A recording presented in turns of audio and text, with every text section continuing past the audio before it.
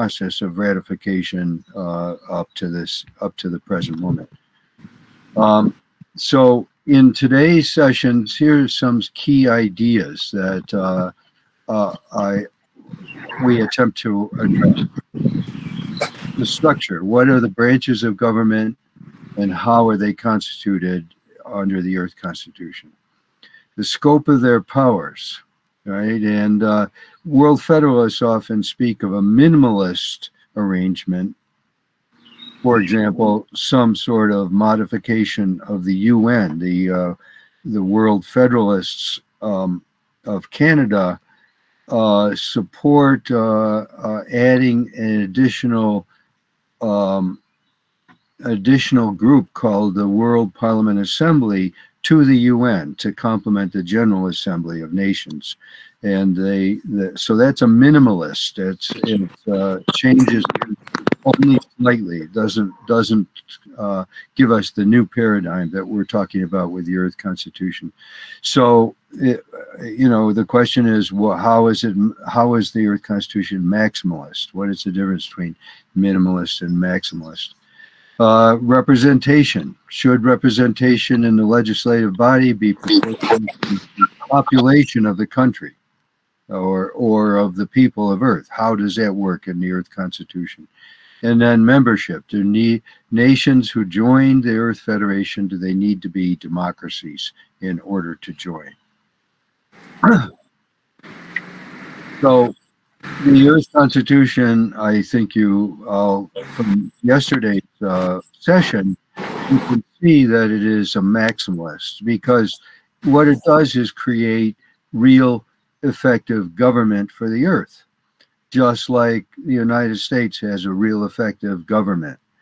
India has a real effective government. Government, in other words, addresses the range of necessary problems: transportation, education, healthcare, security, policing, everything that's necessary. That's what complete government does, and that's what the Earth Constitution does. And to remind you, the little item on the right there that is moving, called the torus, that in our view represents the unity and the synergy that's created once the Earth Constitution has been ratified. It's a holistic world system.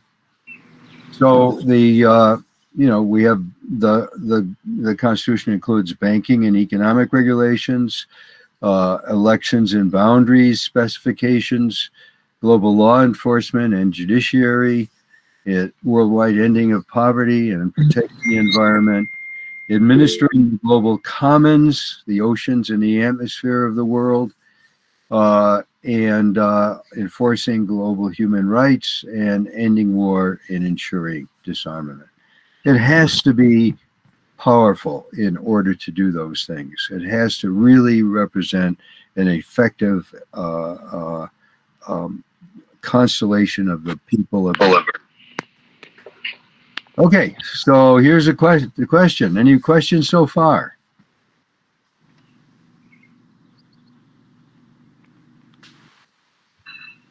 Is it clear? Can we have the full screen, sir? Do I not? Oh yeah. Let me see if I can do. Okay. Yes, is that okay? Yes, okay. Sir. Thank you. Any questions? Okay. Okay, so we'll move forward then. We distinguish minimalist and maximalist, and so here is a quotation from the famous person who wrote the book called "The Piloting of Spaceship Earth," Buckminster Fuller. He also invented the geodesic dome, which you can see in the background of the photo. And he was a World Federalist. In other words, he was for uniting the world. And this quote says, "The synergistic effectiveness of a world-around integrated industrial process is inherently vastly greater than the confined synergistic logic of sovereignly operating separate systems. Ergo, only complete de-sovereignization can permit the realization of an all humanity high standard support. Our wealth is inherently common wealth.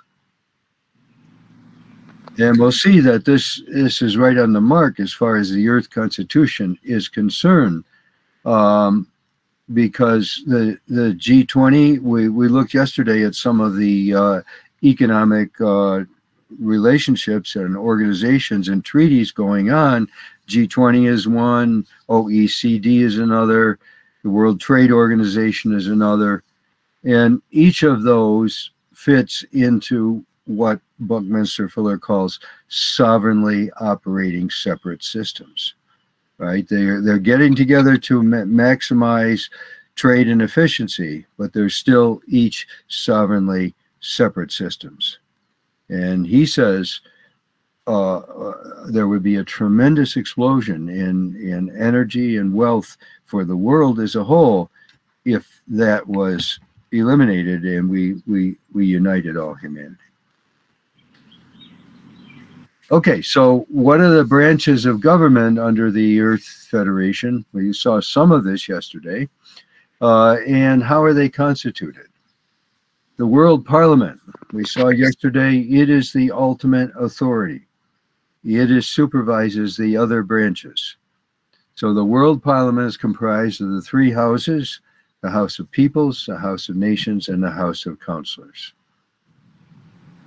The World Judiciary, made up of 8 benches, World Supreme Court system made up of 8 benches, is underneath the Parliament, one of the agencies underneath the Parliament. So is the World Executive, which supervises the world administration of 28 departments. Okay, so you've got an executive, and it's arranged in a certain way, and it supervises 28 departments. You know, same as any government: the Department of Transportation, Department of Education, the Department of Settlements and Human Organization, the Department of Food and Agriculture. All those things are there necessary to run our world in an efficient way. The enforcement system.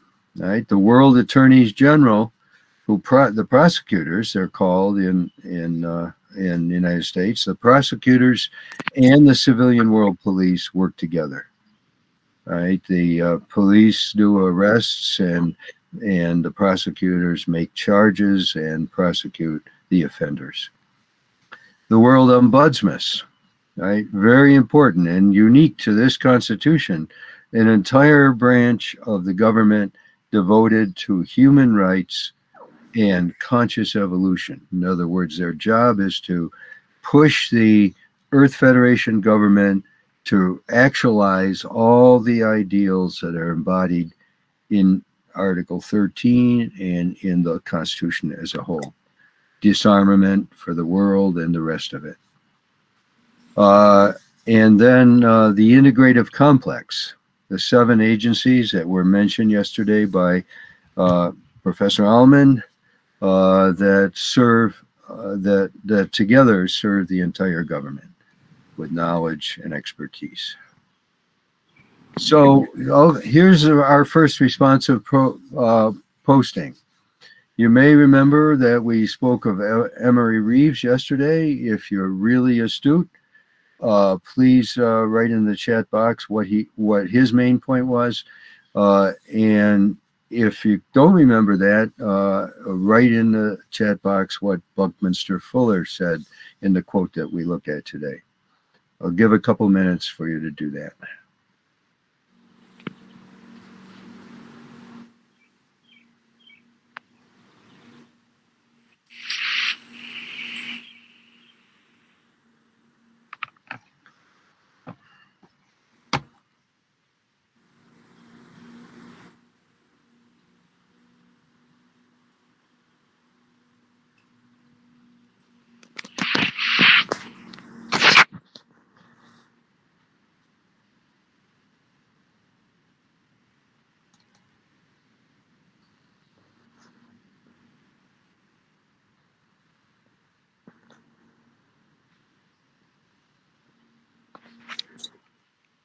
Here, people, I don't see messages in the chat box. Are people writing in the chat box?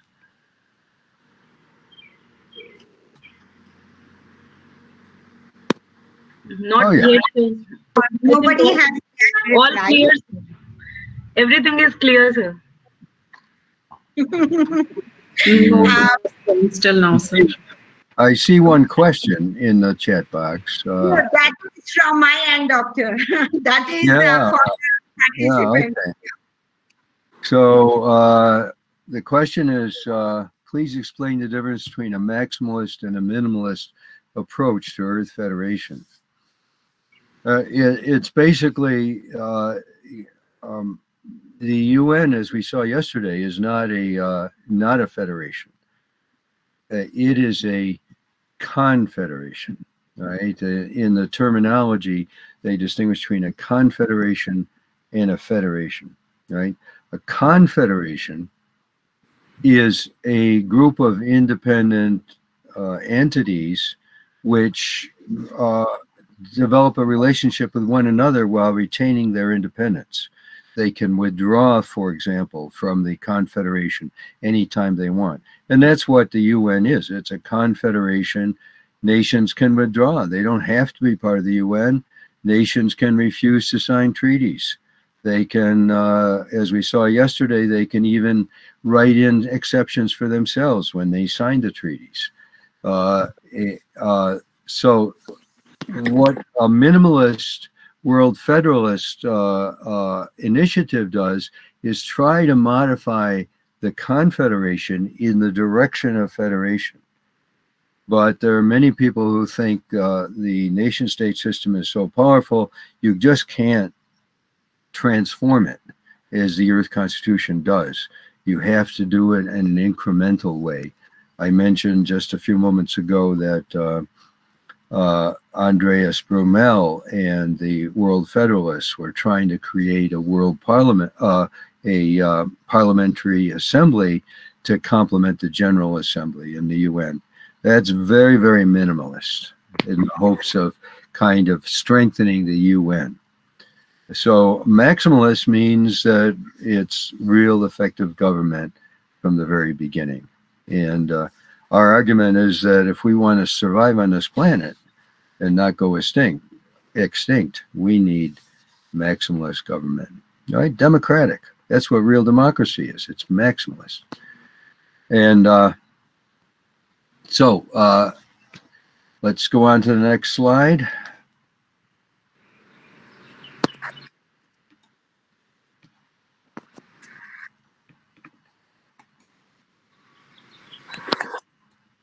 Sir, your screen is not visible.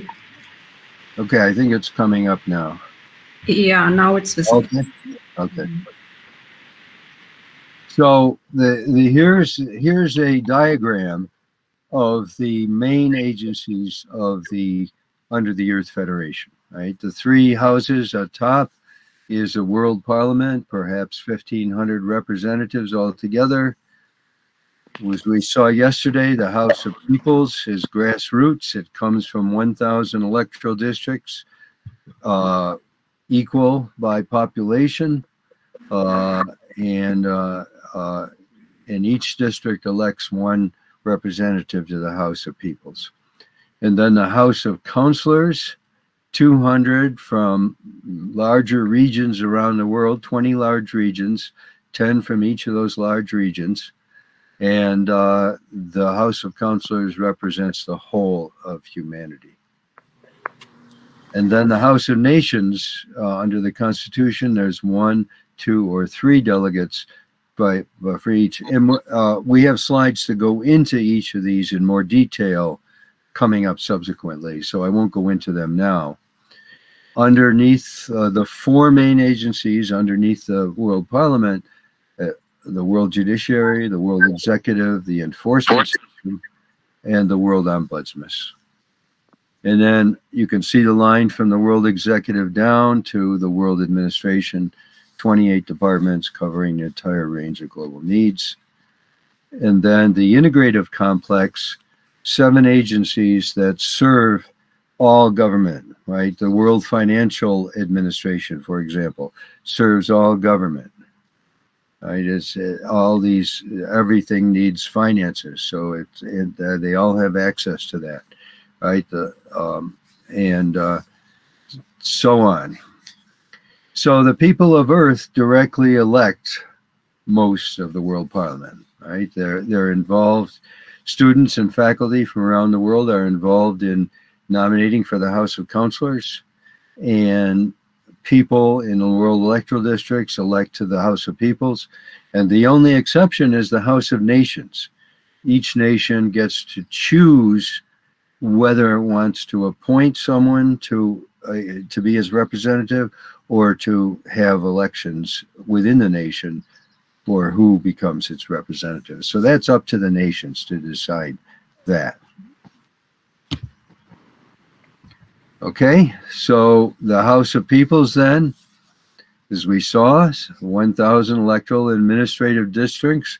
The Earth Constitution calls them WEADS, weeds. Equal in population by 10, plus or minus 10%. And conforming as much as possible to the existing national and regional boundaries. And we have done this, right? This has been a project of the WCPA for a number of years, and we've just completed it. So we now have the boundaries of these 1,000 electoral districts, and we're working right now on the second bullet point here. It says each World Electoral Administrative District elects a representative to the House of Peoples by universal adult suffrage, age 18 and over, to 5-year terms. Okay, so the representatives get 5-year terms. This House contains 1,000 directly elected. Also, World Legislative Act 29 creates a global people's assemblies to enliven the political participation within each district. Could I make a point about the Sure. about global people's assemblies? The Parliament, Provisional World Parliament, assigned 2 major responsibilities to the people's assemblies, which are formed by the people that are interested in political process at a world level. They can participate. If you want to participate, you can. And the 2 primary responsibilities that we have asked the people's assemblies to engage in is to help with the process of the introduction of initiatives to the World Parliament, initiatives being legislation that is proposed directly from the people themselves. And this is one of the provisions of the Earth Constitution, is that the people of the world can submit initiatives to the World Parliament. The other major responsibility that we have requested is that from those civilians or citizens of the world that are qualified to serve in office, that the global people's assemblies engage in a nomination process for people to take office, whether at a local level to run for governmental office in local world district elections, or if they're going to run for office in the world level elections. Okay, thank you. Thank you. Let's see.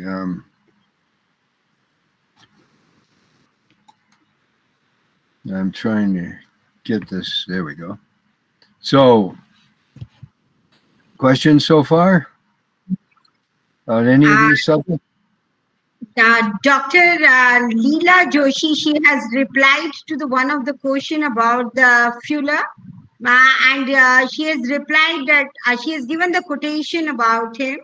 Synergy effect of integrated industrial operation is greater than individual operating system. Our wealth is inherently commonwealth. Very So that, good. yeah. Fantastic. Yeah. Appreciate that. Yeah. Okay. Anybody remember Emery Reeves? Well, he said that non-integrated sovereign entities are inherently a war system. All right. If you have a collection of sovereign entities that are not integrated into a real government, it's inherently a war system. That was the point he made yesterday. Okay, so let's see if I can get the next slide going here.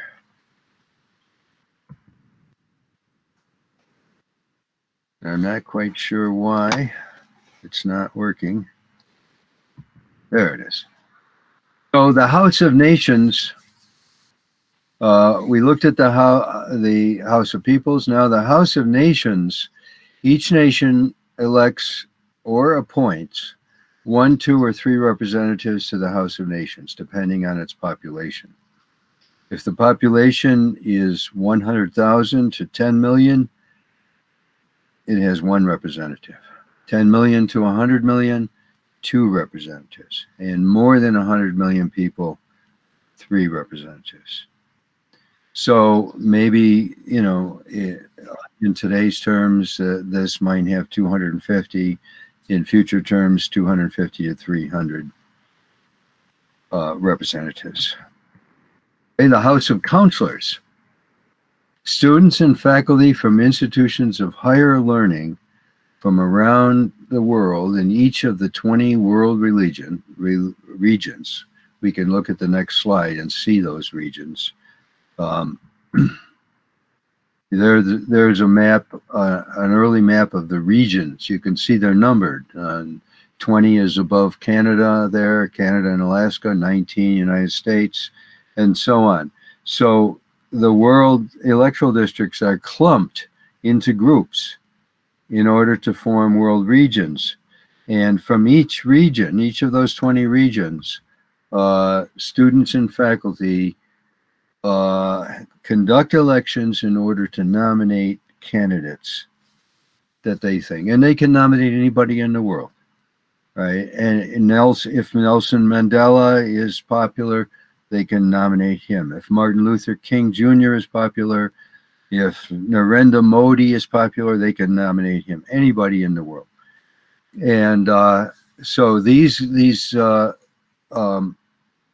nominations go to the parliament, and the parliament, the other 2 houses in the parliament, the House of Nations and the House of Peoples, elect from the collection of nominees. They elect people to the House of Counselors. So you can see at the bottom, the 3rd bullet point there, many votes under the Constitution require the 3 houses of Parliament in joint session. However, this House, the House of Counselors, has a special function of making nominations. You can see the logic in this, right? The people who are purportedly wise and popular worldwide for their wisdom and understanding, their job is to nominate for people for positions in the government, in the world executive, the world judiciary, and so on, the world ombudsman, and then they are elected by the 3 houses together in joint session. I don't know how it is in India, but in the United States, we get people who are nominated for office who are totally unqualified. We don't have any way of winnowing them out. So we have people who are really just shouldn't be there, and they get nominated and go for elections. So Here's a responsive posting for you, or a question for you. How are the representatives in the House of Councilors nominated? Anybody answer that verbally?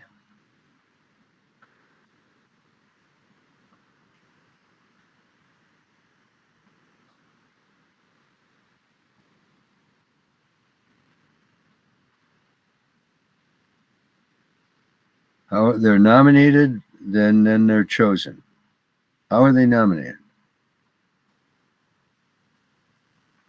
Right? Students and faculty from all the institutions of higher learning in each of the 20 world regions, right? Work together and elect people they think would be good nominees for the House of Councilors, right? And then they're chosen by the other two houses who vote on who gets elected from this list of nominees provided by the students and faculty of the planet. Okay, and there's the map, 20 world regions. Today we're developing a more detailed map which will give each of the 1,000 world electoral districts, and people will be able to zoom in anywhere on the map, kind of like Google Earth, and see what their world electoral district is. We're in the process of actually organizing this district. In fact, we just had an announcement yesterday from Srirampur. You may know Srirampur is a city in Maharashtra, and they have organized and applied for recognition of the World Electoral District that includes the 8 million people in Srirampur and the surrounding area. So that's what's happening right now. Okay, so the main agencies. Here's the chart again from a slightly different perspective. The World Judiciary, and the World Attorney General and Police, and the World Ombudsman, and the World Executive, they all draw on the integrative complex. The integrated complex agencies are themselves run by commissions of 10. And the last one, the Committee for Legislative Review, is run by a commission of 12. So again, here you have that diversity again, right? The diversity of many people. They're not just one head of each of these agencies. And the World Administration has 28 departments in it. You can see the list of these departments abbreviated here. Department of Disarmament, Department of Population, Department of Food and Agriculture, Health, Water Supplies, Education, Environment, World Resources, Oceans, Atmosphere, Energy, Labor and Income, Economic Development, Transportation, Multinational Corporations, Communications, Human Rights, Distributive Justice, Democratic Procedures, and Revenue, and some others. So this gives an idea of how a healthy world, our world is now fragmented. It's full of militarized and economic rivals who struggle with one another. No wonder we can't solve our global problems, like the collapse of the global environment or disarmament, right? And once you integrate the world, the people of Earth can deal with these problems through real governmental agencies that are worldwide and have the effective funding and expertise to deal with these problems of our planet. Now, the unity and diversity principle, as I said, it runs throughout the Earth Constitution. And every one of the main agencies, we saw that the integrative complex each has 10 or 12 people who are in charge of it. The main agencies, like the Earth judiciary and the executive branch, they including the chairmanship of the three houses of the World Parliament. They're each run by a presidium or council of 5 persons. And they're all elected by the Parliament. Each one of the 5 has to be from a different continental division of the world. So for the World Executive, there is 1 person from Asia, 1 from South America, 1 from Africa, 1 from Europe, 1 from North America. And they rotate as to who is the chairperson of this counselor. So every 2 years, they rotate from Asia to South America to Africa and so on. So this kind of structure is built into every single agency in the Earth Federation system. Unity in diversity.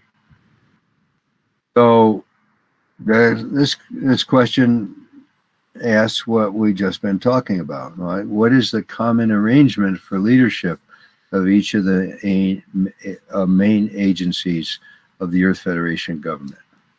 Who can answer that one?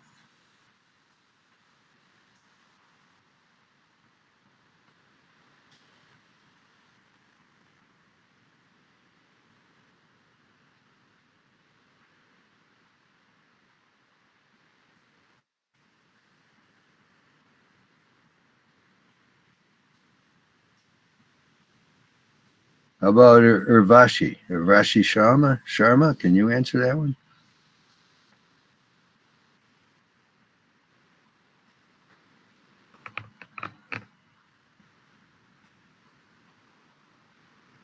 How about you, Neelam? Can you answer that one?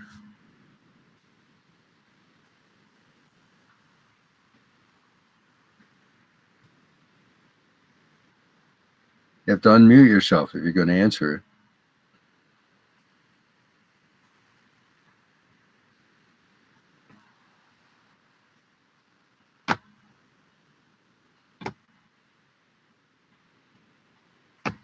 I guess maybe Neelam can't hear me. So anyway, the common arrangement for leadership is that the leaders are elected by the World Parliament, right? And they're required to elect from a list of nominees provided by the House of Councilors. They're required to elect 1 person from each of the 5 continental divisions. The integrative complex. 7 agencies of service to the whole of the government and responsible to the World Parliament. And here they are listed, right? The World Civil Service Administration. Very important because the most of the jobs in the Earth Federation will be civil service jobs, right? Many of the people in the World Executive and certainly in all the branches, 28 branches, and people in the integrative complex, they'll all be professional service, civil service people, highly qualified according to criteria that have been worked out and approved by the World Parliament. So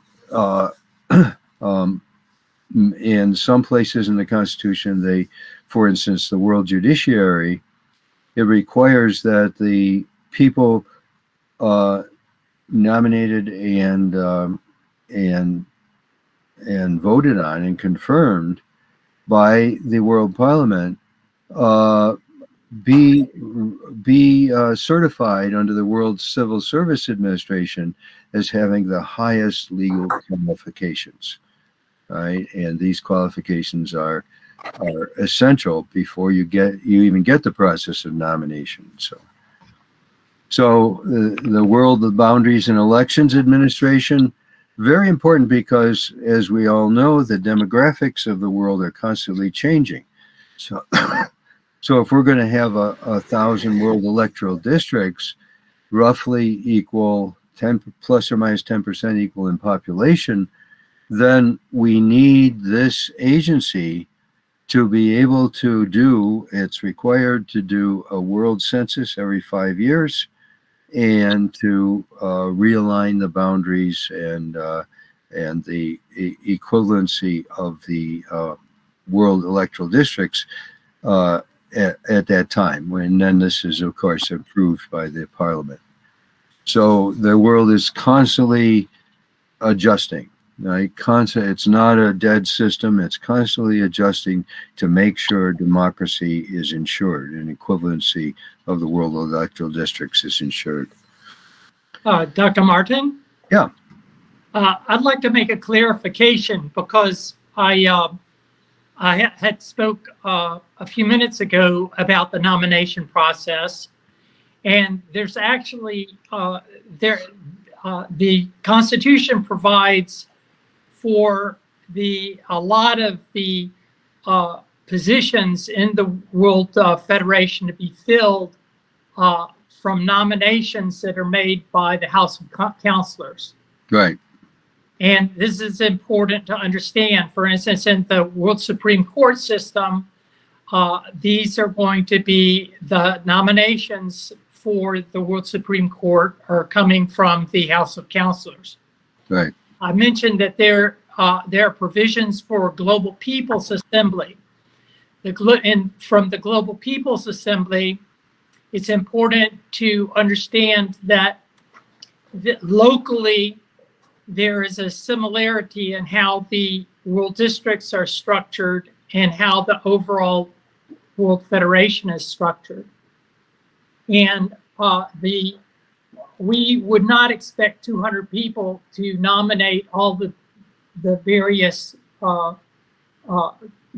people that have to do work in all of the offices of 1,000 world districts. Sure. There are approximately there's over 40 elected offices for each world district that the local people of each district elect from among those who are qualified. And so the nominations from the Global People's Assembly would be for those offices at a world district level that are elected. Not all of the offices are elected, but a certain number are. And it's over 40 offices are elected. And that doesn't include all of the judges at a district level. And there will be nominations for the House of Peoples. And one specification of the Elections Act was for the People's Assemblies from each district to participate in the nomination process for the members to the House of Peoples. Yes. So there are different nominations, and certain nominations are specified by the Constitution to be made by the House of Councilors. If it's not specified by the House of Councilors, frequently it will come to the Global People's Assembly, either at the district level or at a regional level or at a world level. Very good. So we have one of the things that very often in books on the environmental crisis will point out is that the world has no authoritative branch for research and planning. It does have the Intergovernmental Panel for Climate Change that is empowered by the UN, and this issues reports every year, but it has no authority, right? It has no parliament behind it and so on. But the Agency for Research and Planning, and then the next agency, the Agency for Technological and Environmental Assessment, their jobs are to plan for the future. Part of that future is to make sure future generations have enough, that there's a sustainable economy that allows for future generations not to be deprived by the kind of actions that we are taking today and so on. So this gives, as I put it in my last book, my 2021 book on the Earth Constitution Solution, this gives the Earth a brain, right? It's what, in fact, the whole of the Earth Constitution gives the Earth something it does not now have, a brain. right? It may have a kind of half brain in the UN, but the UN has no authority. But a real brain, like the one in your head and my head, has authority, over my body and over my actions and so on. A real brain can direct and protect and actualize potential. And that's what the Earth Federation does. It gives the Earth a brain for the first time in history. So, and then the World Financial Administration will look at that in more detail later on, because it's absolutely fundamental, global public banking and money creation. And then there's a commission for legislative review that makes sure all the legislation passed by the Provisional World Parliament goes through a very careful review process for quality and clarity and specificity. It's very important that legislation not be done in a haphazard way. So this is the integrative complex that all agencies in the government have access to. Hey, the world judiciary. There's 8 benches of the World Supreme Court, and they are composed from a collegium of world judges, which is comprised of 20 to 60 members, each with 10-year terms. All judges are nominated by the House of Councilors from the World Civil Service listings of highly qualified persons and elected by a majority vote of the 3 houses in joint session. You can see the importance of this, right? The Earth Constitution makes these specifications because it's very important. Right? We're learning that in the United States right now. We have unqualified political hacks who have gotten onto the Supreme Court, and it's making a mess of the U.S. Constitution. It's very important to have a highly qualified world judiciary. So there's an equal number of judges must be elected from each of the world's 10 magna regions. And again, here's the principle of unity and diversity. You got to have judges from all over the world. Each of the 10 magna regions will have an equal number of judges on the court. Dr. Martin? Yeah. I would like to point out this principle of as above, so below.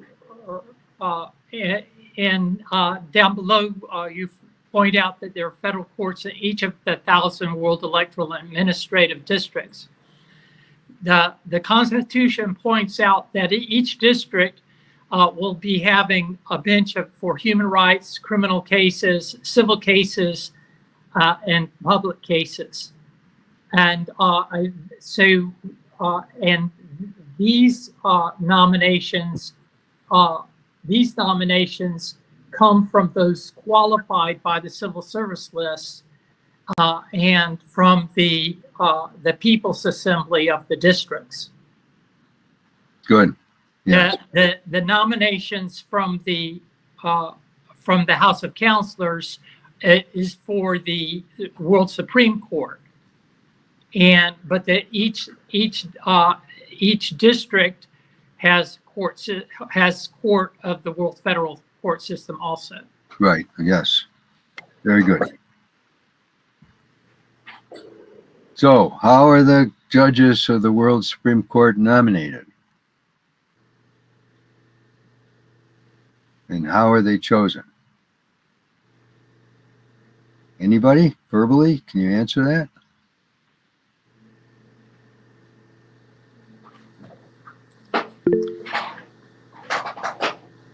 Leela Joshi? Joshi? Please unmute yourself and you do answer, please, Ms. Joshi. Okay, sir. So, judges of World Judiciary are nominated by House of Councillors from World Civil Services. Very good. And how are they chosen?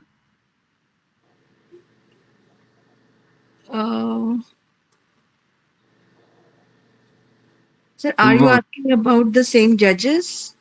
Yeah, they're nominated very good, right? They're nominated by the House of Councilors. Yes. And then once you have nominations, someone votes. Who votes on them to pick from the nominations to who gets elected? Right? That's the whole of the World Parliament votes on them, right? The three houses in joint session vote on them. Right. Yeah, very good. Very good. Thank you for your answer. Thank you, sir. Thank you. I might point out that the pool from which the counselors nominate the judges might in fact be from the senior judges that have been serving at a world district level. Among the perhaps those that are judged to be most highly qualified, the counselors might nominate from among that group. Yes, absolutely. Doctor, I need your guidance. You asked one question where I got disconnected. The question was, what is the arrangement for leadership of each of the main agencies of the Earth Federation government? Right? So, is this the right answer? The answer is the central agencies of the Federation as are structured as councils of 5 leaders, one from each continental division, who rotate as president of their respective agencies. The 7 agencies of the integrative complex and 28 department of the world. Very good. Thank you, Neela. Yeah. Appreciate that. Yeah. Thank you. Okay, so the World Attorney Generals and Civilian World Police. The Office of the 5 Attorneys General, same principle, one from each continental division. And there's 20 world regional attorneys general in the 20 large regions of the world that we spoke of earlier. And there's 20 world police captains, each appointed by the Attorney General from each of the 20 world regions. So, and they have offices, as Eugenia keeps correctly emphasizing, right, in all 1,000 of the world electoral districts. So, it isn't that you've got a government. You know, people say world government. Oh, who will it be? Someone in Beijing ruling us all? Will it be someone in Moscow ruling us all? No, it's integrated throughout the entire planet on the grassroots level, right? In each of these world electoral districts, and the parliament is responsible for choosing 4 or 5 main locations, right, where the secretariat may be located and so on, just as the UN has several main locations, one in Vienna, Austria, one in Geneva, Switzerland, one in New York City, and so on. So, world law, very important. As we saw yesterday, world law holds only individuals accountable. Right, and that doesn't mean you can't hold corporations, but you know, there's people who run those corporations, and they're the ones that break the law. And it doesn't mean you can't hold nations, right? If some nation has got a rogue leader who is doing things that violate the law, you don't go to war against the whole nation. That's what we do today. That's the UN system, right? That's the only way it can work today. You have to hold the individual who are responsible accountable. So it's non-military for enforcement under Article 10.1.5 with only weapons. It specifies this. The police will have only weapons necessary to apprehend individuals. No fighter jets. Fighter jets don't apprehend individuals. Right? No landmines. Landmines don't apprehend individuals. Right? No anti-ballistic missile systems. All of those are weapons of war, modern warfare. They're not necessary to have enforceable world law.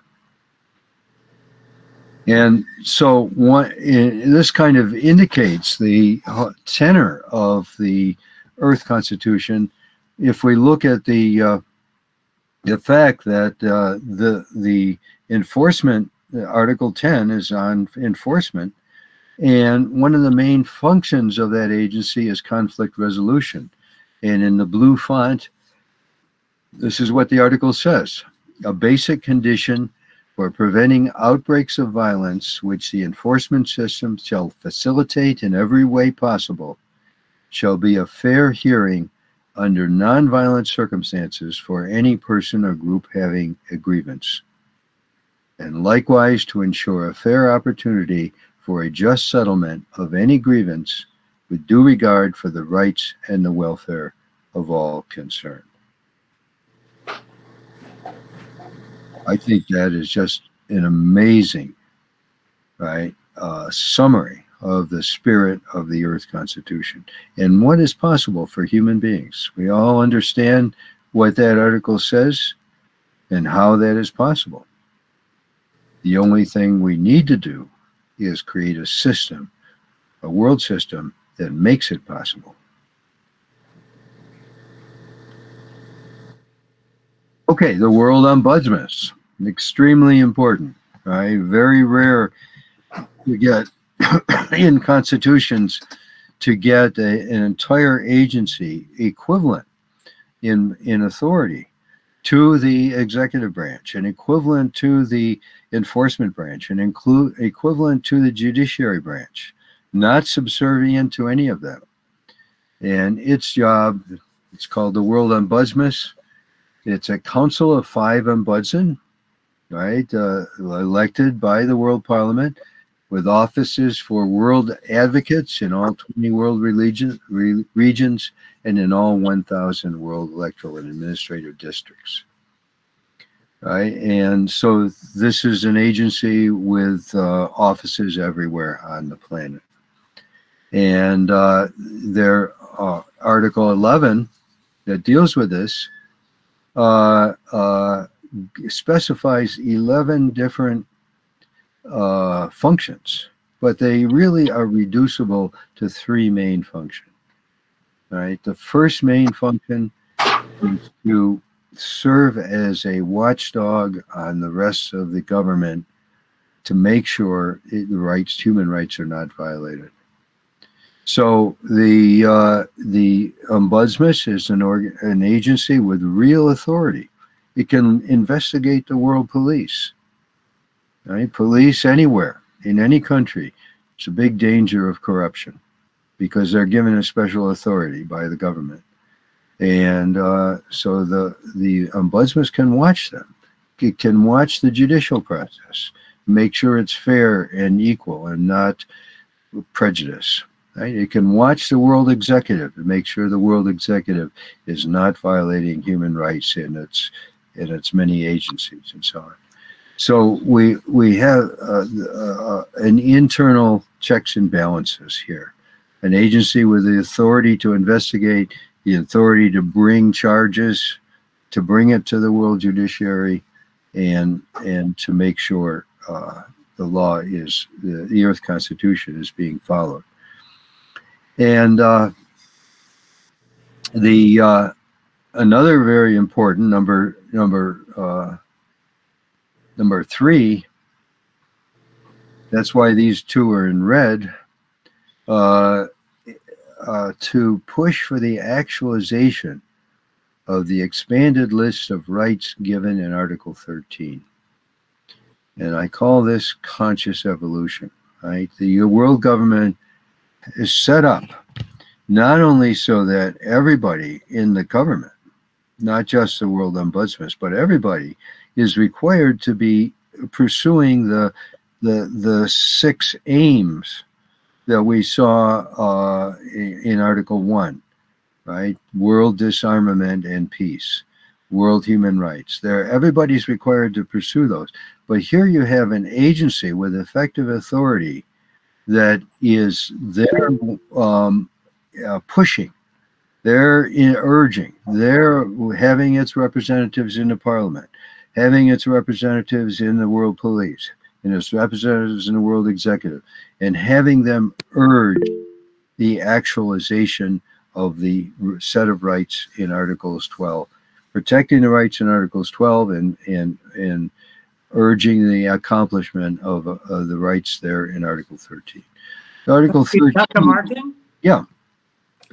I'd like to point out that over the course of the years since 1982, there have been many sessions of the Provisional World Parliament. In the session in 2006, we adopted enabling legislation for the World Ombudsman.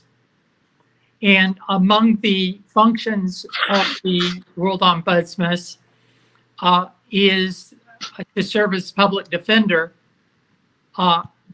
In many countries around the world, such as in the United States, the public defender's office is financed through the solicitor, the prosecutor. And we found that this has been problematic over the years. And the public defender, the world advocates, the world advocates, and at the district level, there is plan for there to be offices of the World Ombudsman, and in court cases where there's a public defender and advocate, the funding and the personnel to serve those offices are coming through the World Ombudsman. And funded totally separately from the offices of the solicitor. Yeah, very good point. Yeah, absolutely. It gives them real autonomy, real independence. Yeah. So in Article 13, everybody has a right to clean water and healthy food. Everyone has a right to quality health care. Everyone has a right to education. Everyone has a right to adequate housing, and so on. Everyone on the planet, right? Not everyone in this country or that country, not every rich person, everyone. And so obviously the Constitution, the people who wrote the Constitution had the wisdom to separate the rights immediately enforceable in Article 12 from the rights that need time to actualize in Article 13. We can't instantly give everybody on the planet educational opportunities or adequate shelter, but they're all there in Article 13. And so the ombudsman's job is to push for that actualization, right? That's what I call conscious evolution. Okay, so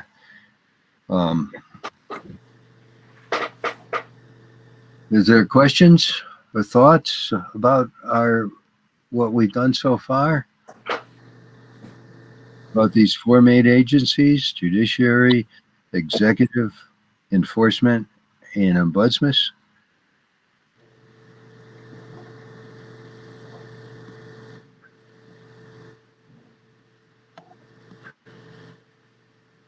Okay. Let's here's another very important thing to know about. Probably in any government, the most dangerous dimension of the government is the world executive. In many countries around the world, like the United States, the world executive is also the head of the military. Makes it even more dangerous, right? So the executive in the United States, for example, is the head of not only the military, but security for, they call it national security, which means that they have immense funding and immense power to spy on every citizen of the United States, which they do. The revelations of Edward Snowden a couple of years ago, you probably have heard about that in the news, showed that the NSA, National Security Administration, is spying on every single person in the United States, not just on foreign entities. And the capacity for abuse in the world in an executive branch is extreme. And that's why, in its wisdom, the Earth Constitution puts in these 7 limitations on the world executive. They're in the red fonts. 1, the executive may not declare a state of emergency and suspend the Constitution. Does the government of India have the authority to declare a state of emergency and suspend the Indian Constitution? I think the government of the United States does have that authority. 2, there is no veto power. Right? In the United States, the president has a veto power. Here, there's no veto power over any act of Parliament. Parliament represents the people of the world in a thoroughly democratic fashion. Why should you have one small group of 5 people or one authority with the capacity to veto everything that is wanted by the people? No veto power. 3, it may not dissolve the World Parliament or any of its houses. Right? You may know the news from news. In Peru, just this year, the government was dissolved. The president tried to dissolve the parliament, and there was a tremendous struggle going on, and between the right wing and the left wing in Peru, and can't do that under the Earth Constitution. Number 4, it may not violate or suspend any provision of the Constitution or of world law. World law is what is passed by the World Parliament. Right? So once the Constitution is in effect, the World Parliament meeting, all 1,500 people in the 3 houses of the Parliament, they will be meeting and formulating laws that help us create sustainability, laws that help us eliminate war, laws that help us protect universal human rights, and so on. So the world executive has to obey those laws, and it has to implement many of those laws, but it has no capacity to suspend any of them or violate. Dr. Martin? Yeah. I'd like to make a note regarding the number 3 under may not dissolve the World Parliament or any of its houses. Okay. The Earth Constitution, the way the Earth Constitution is set up, largely there is no prime minister, but rather there is a secretary general. And the secretary general is a civil service position.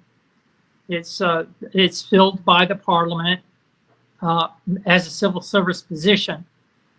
And however, that secretary general does not have the power to dissolve the parliament. Mm-hmm. Okay.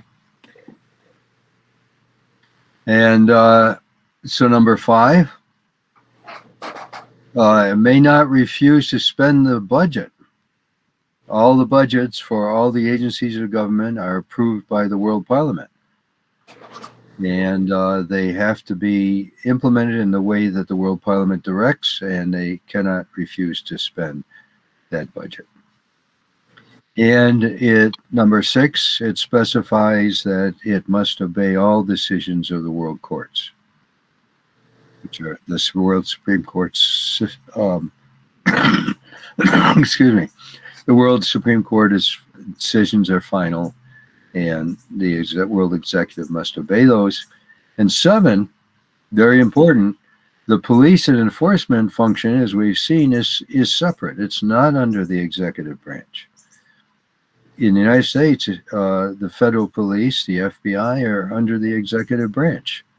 And so you may know that in recent politics, there's been all kinds of accusations politicization.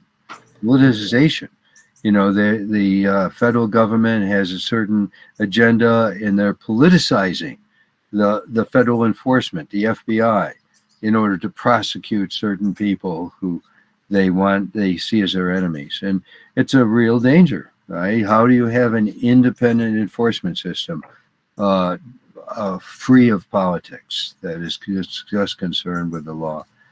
And but here that is impossible for that politicization to take place through the executive branch, because the executive branch has no police of its own. Okay, questions? Anybody have questions, thoughts so far?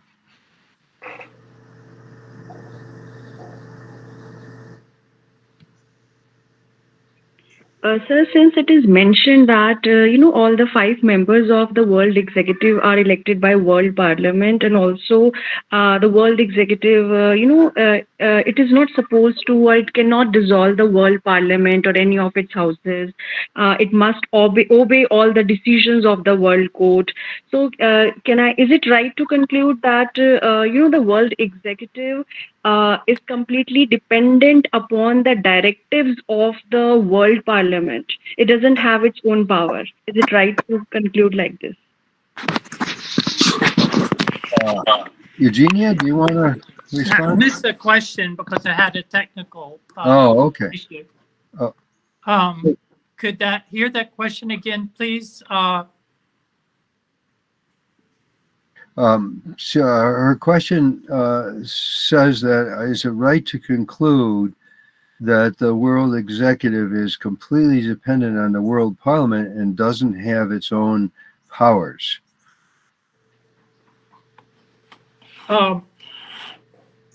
Yes, I would say that the World Executive is dependent upon the Parliament. But it has great powers. It has great power. It has a chief financial power. However, it may not abuse that power. In the integrative complex, the World Financial Administration is headed up by the Presidium, or a member of the Presidium, and the work of the Presidium is to receive reports, particularly financial reports, but all kinds of reports, and to receive also proposals, reports, as well as proposals for legislation to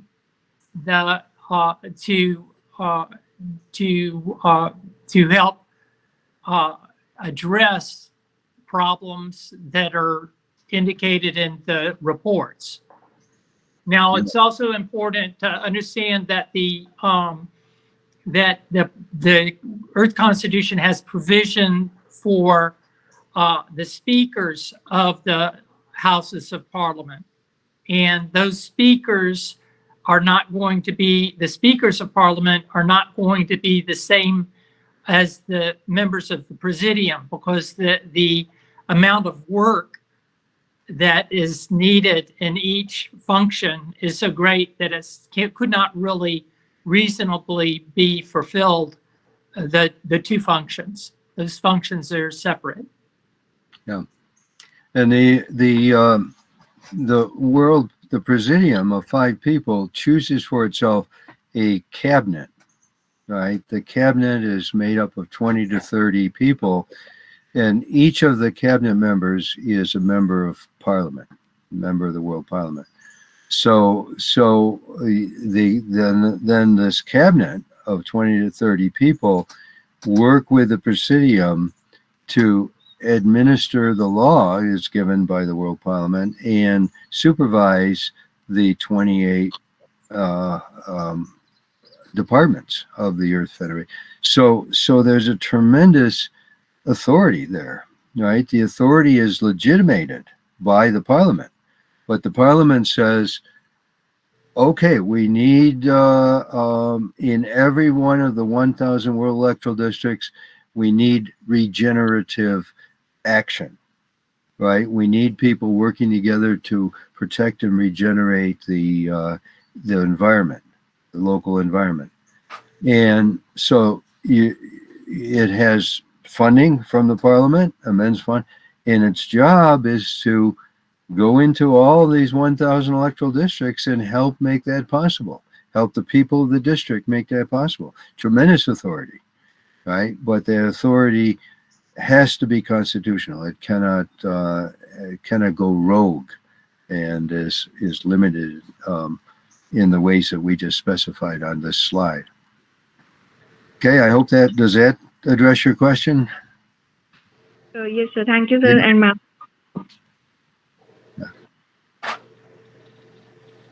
So, can anyone name 2 limitations on the world executive imposed by the Constitution?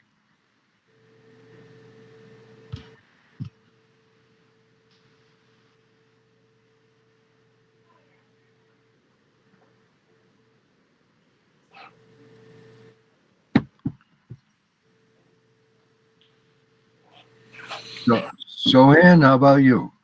Can you think of 2?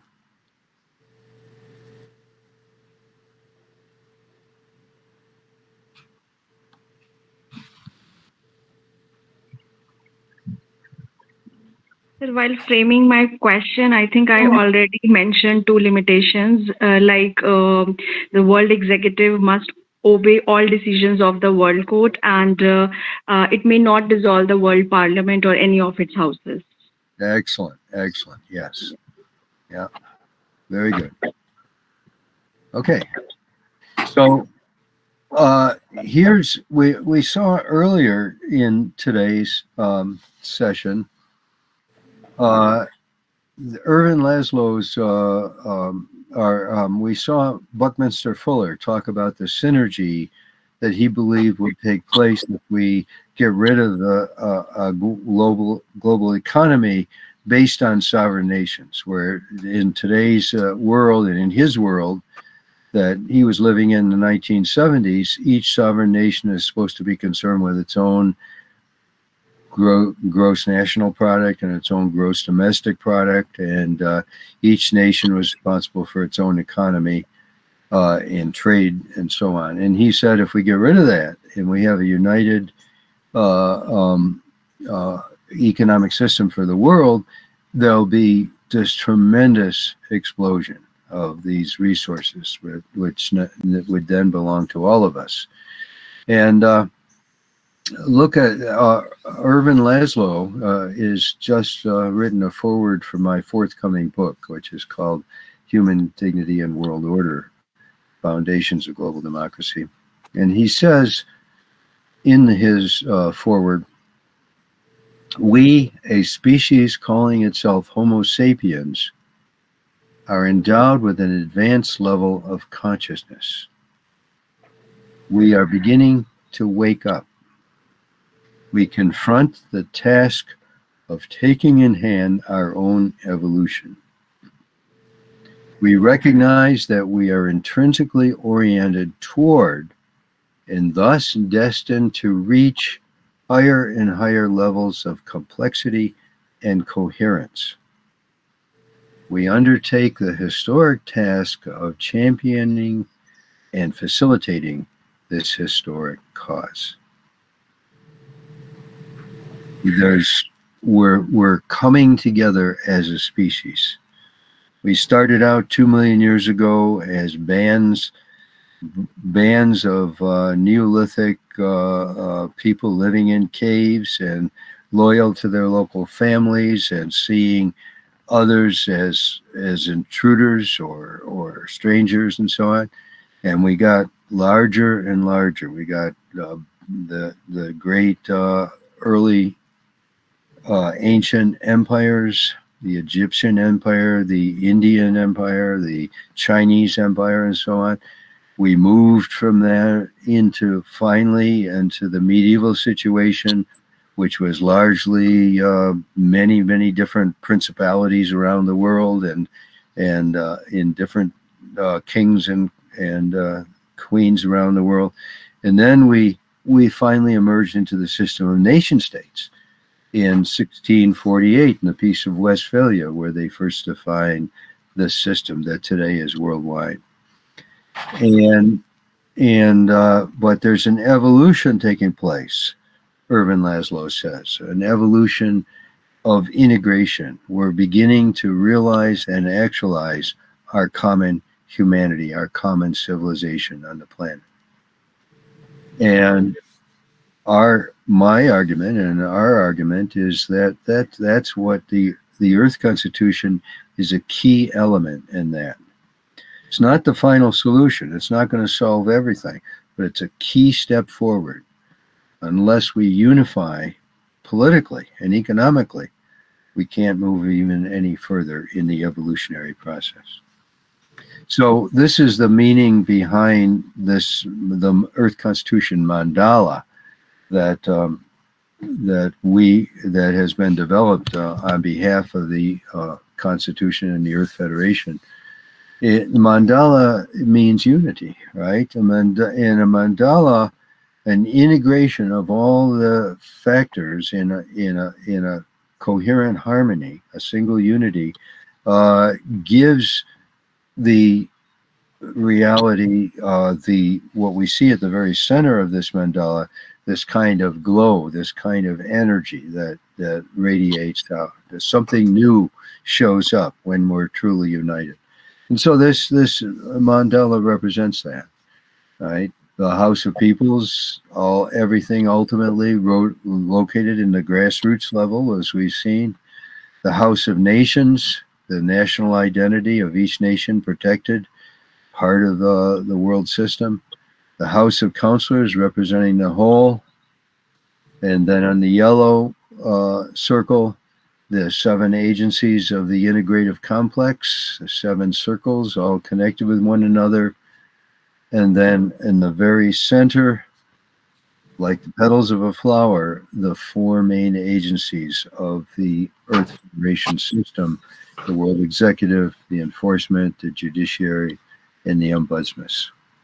Right? And together, like Irvin Laszlo suggests, and together like Buckminster Fuller suggests, something new will truly show up. Something new. People will begin to think as global citizens first. Right now, people think, "Oh, I'm an Indian first, and I am rooted in my local town. I'm loyal to my local town, Mumbai." Right? And then they see Vasudhaiva Kutumbakam, and they say, yes, and I'm also part of the world family. Right? But that needs to be reversed. Right? What we need to do is wake up in the morning and think, I'm a member of the world family first. And then secondly, I may be loyal to my nation and my region and my city and so on. But that's the transformation that we argue will take place when the Earth Constitution is implemented. So the question, how do nations join the Earth Federation? Right? Now there are specifications in the Constitution for initiating it, and we'll look at those in subsequent meetings. But the question, what do they need? How can nations join once the first operative stage is created? How can new nations join? What are the processes? And I'd like to leave that question for after our break. We've been going for an hour and a half now, and it's 5 minutes. So I think we should take a 10-minute break and get a cup of coffee or whatever, and reassemble in 5 minutes, and then we'll be looking at this question, right? How do nations join the Earth Federation? Okay, does that sound like a plan? Okay, see you back. I see a thumb up. That's good. A thumb up. Okay, see you back here in 10 minutes. 5 after. Okay. See you in 10.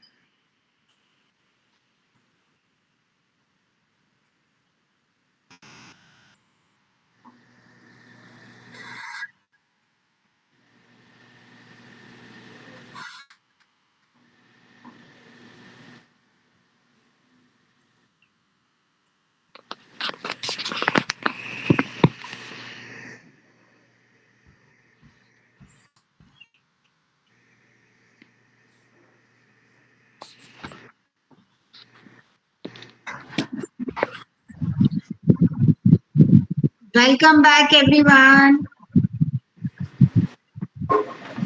Hey,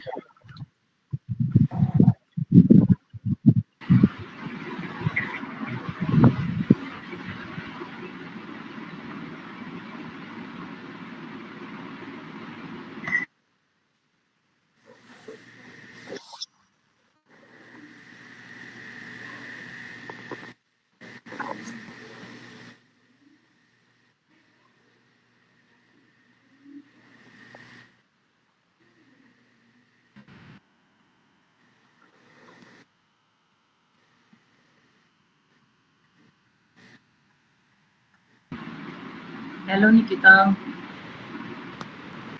Hello, Sunita ma'am. You can start it, Nikita. okay, we're ready. Let me go to greetings. Welcome back, everybody. Let me go to screen share here.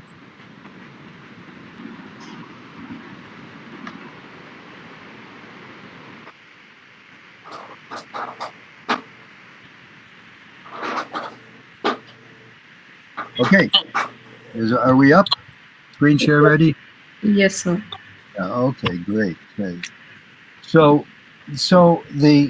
we've seen in Article 2 that the Earth Federation is required to be democratic in its own structure, as it says, and we've seen the way it's democratic from all the way to the local level of world electoral districts to the global level, and for any nation, for the nations to become to form the initial Earth Federation under Article 17.3, there's three ways they can do it. They can 20 Professor Martin, sorry to interrupt you. There is a request from one of the participants. Could you please show us your entire screen? The text is not visible. yes, okay, sorry.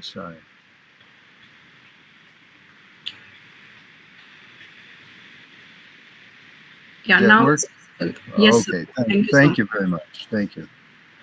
Yeah, so there's three possibilities in Article 17. The first is 25 nations can come together, and they can form the first operative stage of the Earth Federation government. And there's some 57 nations in Africa alone. So 25 nations from Africa could come together, or and from anywhere in the world. And the second possibility is that 100 world electoral districts, independent of nations, they could have a vote, and they could vote. Each of these 100 electoral districts could vote on the Earth Constitution, and the first operative stage would begin. And the third possibility is a combination of those two, 10 nations plus 50 world electoral districts. But in each case, including the first case where 25 nations can join, they are required to do it democratically, in the sense that the leaders alone cannot just sign and decide to join the Earth Federation. If they sign and ratify as leaders, that's called preliminary ratification, and they are required to hold a referendum of the population of their country to see that it's democratically ratified by the people of the country. Right? So there's no way that this federation can come into power except through a process of democratic ratification. Nations alone can't do it without their populations, and of course, world electoral districts are already organized according for elections, so they would hold democratic elections to make it possible. So once it's founded, once there's a group of nations that have decided to enter this new paradigm, the new nations would likely be dying to join. There would probably be a great demand to join, we think, because they would see, the people of Earth would see that there's a way out of the nightmare, a way out of endless arms races, a way out of environmental collapse and degeneration, a way out of perpetual conflict and security and everybody spying on everybody else.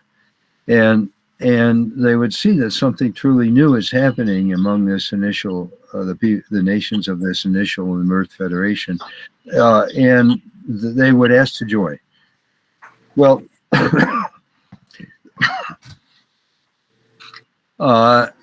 the Constitution itself does not specify a methodology. It does say that every nation joining must protect universal human rights, according to Article 12 and 13.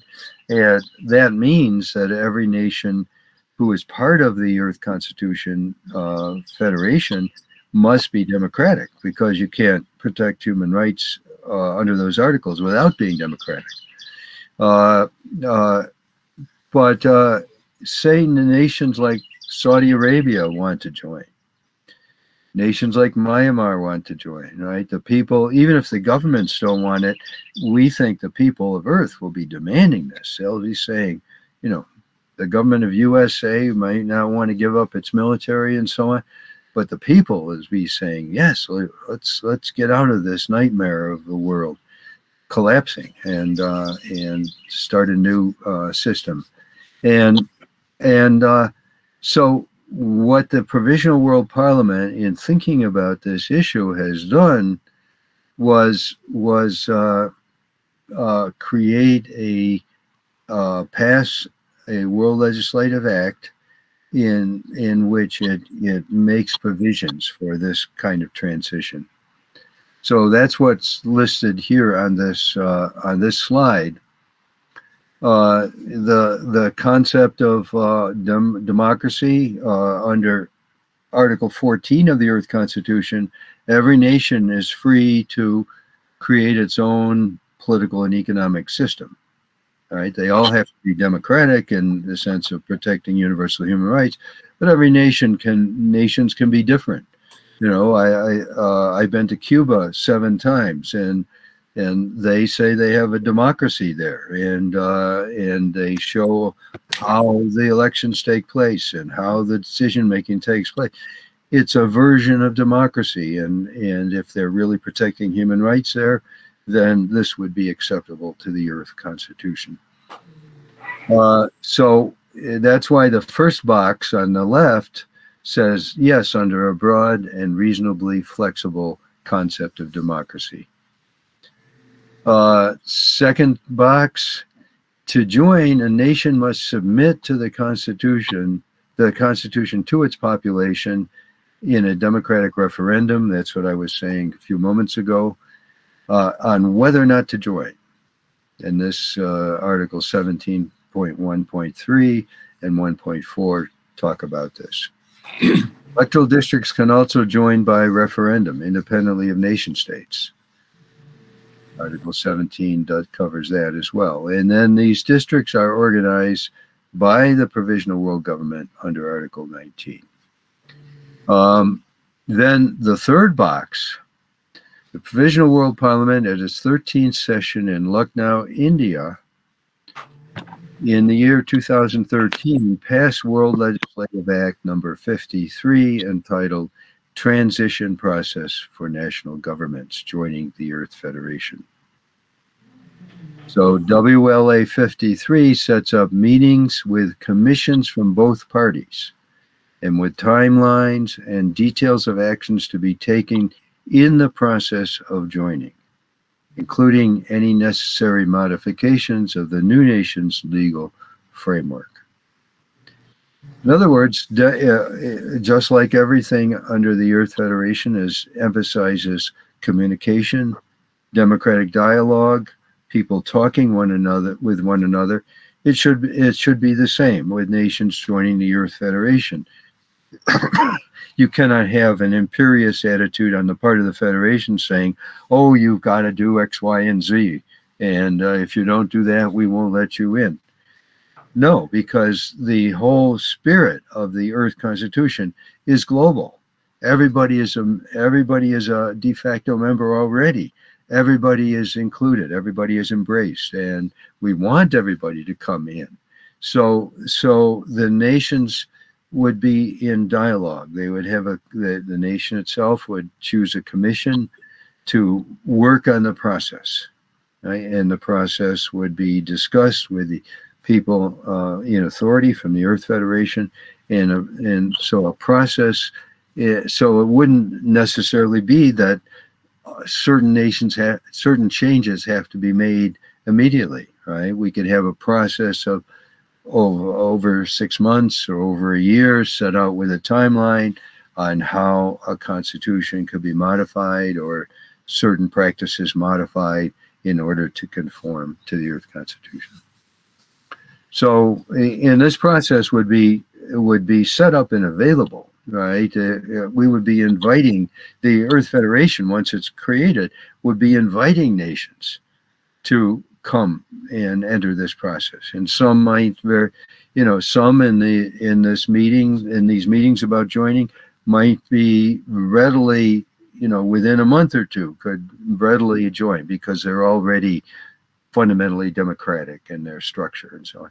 Others, the process might be longer, but the idea is to encourage nations to become part of the emerging Earth Federation.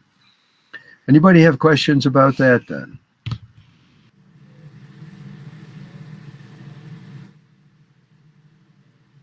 Okay.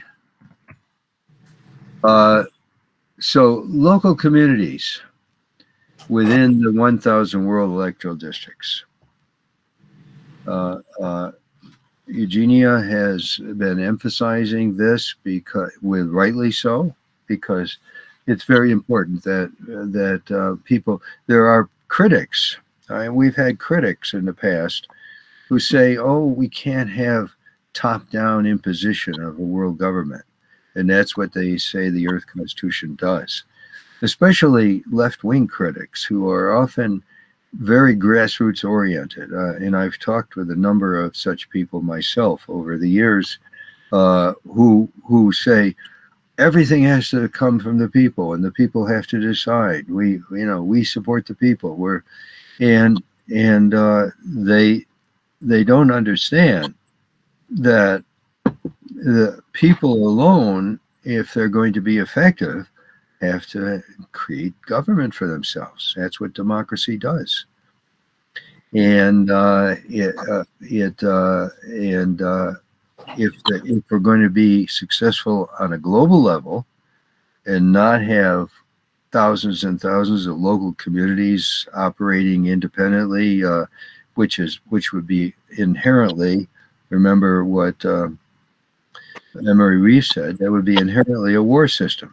Because what if there were no framework for everybody, what would prevent one of these communities who lack resources invading and taking over another one in order to get their water resources or whatever they had?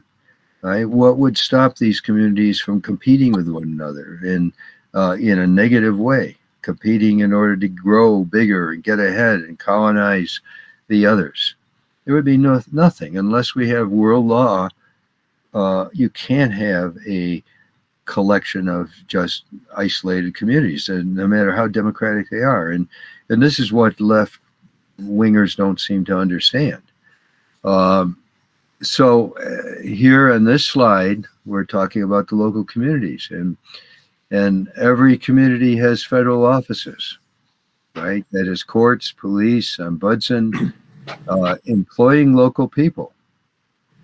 Right, as well as local traditions. It isn't as if languages, customs, and norms. It isn't as if your local community will have people speaking a different language coming in there. No, the Earth Federation will be hiring qualified local people from your district, from your state, from your city, and they will be functioning just as happens in the federal system in the United States. Local federal employees here are local people. They're part of our churches and our temples and our community meetings and so on. It's nothing foreign about it, right? It's grassroots. And so every community has employees of the World Civil Service Authority helping with employment, agriculture, forestry, urban renewal, communications, and education. The World Civil Service, we saw that they set the qualifications for many of the civil jobs within the Earth Federation, including the qualifications, special qualifications for judges and the World Supreme Court system and so on. So they're there in every local community, every World Electoral District, and so they're helping with all these things: agriculture, employment, forestry, urban renewal, and so on. So every community also has ecological programs. And these programs are regenerative and restorative. And the programs are taught by local people speaking their local languages, guiding farmers and citizens to conversion to sustainable, self-sufficient communities. A few years ago, I was at a meeting on environmental issues in Macedonia, in the country Macedonia in Eastern Europe. And there were representatives there from all the regions, from Italy and all the regional countries and so on. And so they're telling their experiences about trying to work with local people to allow them to become as sustainable, ecologically sustainable as possible. And the consensus was, every speaker was talking about the need to be sensitive to local traditions, local prejudices, local understandings, local languages, and to show them that they can adapt their local practices to sustainable practices in ways that are consistent and coherent with what they want and so on. Excuse me. This is very important, I think, this lesson, and that is here in this act by the Provisional World Parliament at its 15th session in New Delhi, India, in 2021. It sets up ecological programs in every community, taught by local people speaking local languages, guiding farmers and citizens to conversion to sustainable, self-sufficient communities. And number 4, every community has participants in the global people's assemblies that we've talked about earlier today, and encouraging political participation and dialogue with the World Parliament. So every World Electoral and Administrative District has its own World Electoral Commission dedicated to democratic processes with fair and open elections for local as well as world federal officials. So we have a grassroots project, and as I was saying, World Legislative Act number 6 is created the Earth Emergency Rescue Administration. You know, in other words, even back then, when they were writing the Constitution, 1977, they realized that the Earth was in an environmental emergency, and they created this rescue administration to spearhead environmental protection and regeneration. And so this act of the Provisional World Parliament that was passed in December 2021 codifies that and specifies how it will work in some detail. Okay, questions there? Questions about this process?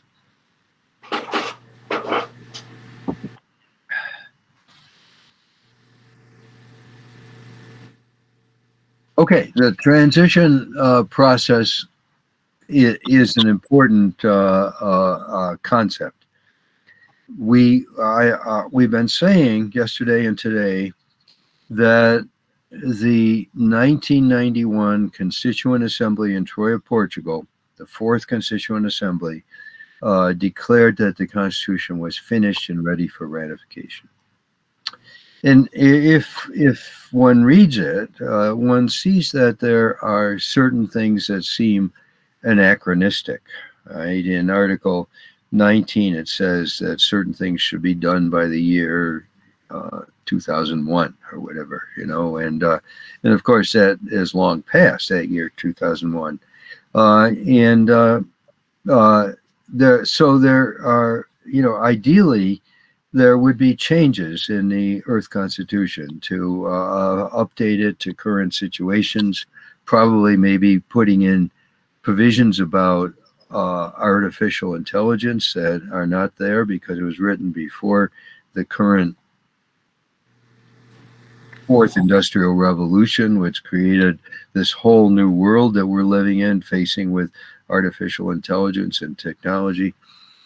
And but on the other hand, we've seen throughout that the Constitution cannot just be a draft.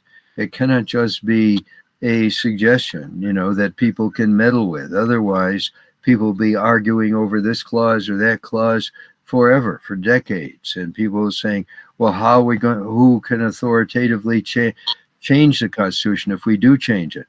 In this group,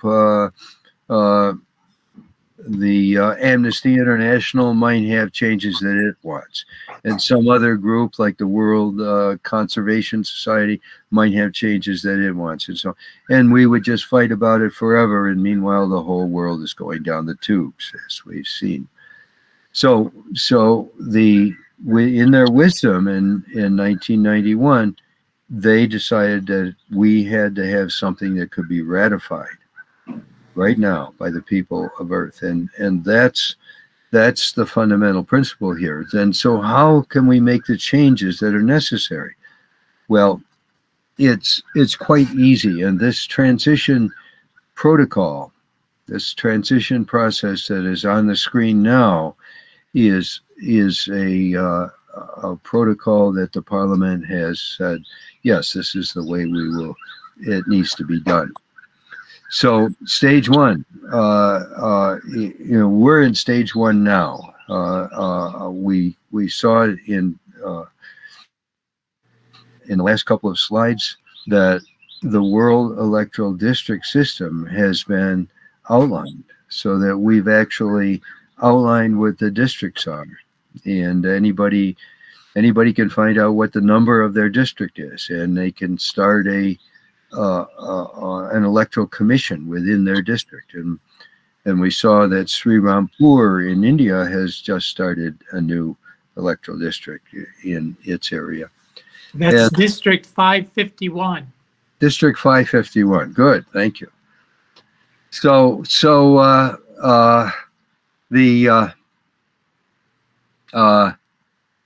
we're in that stage now. We're actually in the stage of provisional world government. We have the authority under Article 19 to begin actualizing the groundwork, actualizing the infrastructure of the Earth Federation. And stage 2, as I mentioned just a few moments ago, the first operative stage comes when there's 25 nations or 100 electoral districts or 10 nations and 50 electoral districts. So the first operative stage is when the Constitution is ratified, democratically ratified by the people, say, of 25 nations. Right? Then it has authority. Then the Earth Constitution comes into power within that initial federation. And therefore, because they now have power and are following the Earth Constitution, they have the authority under Article 18 to make amendments. Right? There may be only a federation of 25 nations, but they have that's the proper time, because they have the legitimate authority. They're activated under the Earth Constitution. This becomes their guiding light now, their authority.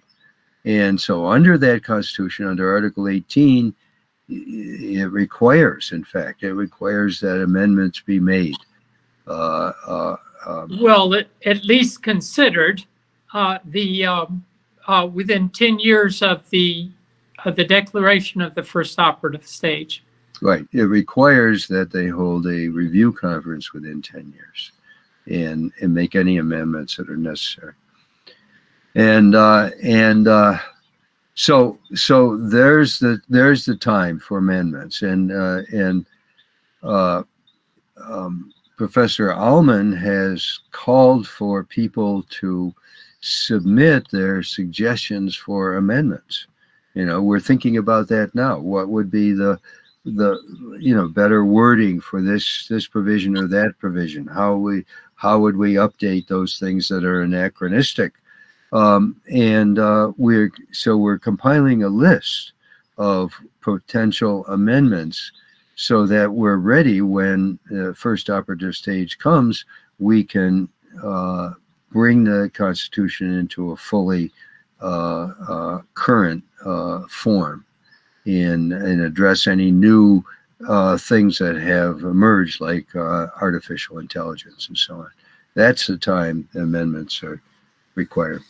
This receptivity to suggestions for amendments is not to convert the Constitution, the Earth Constitution, into a proposal. That we say that the Earth Constitution is a founded document.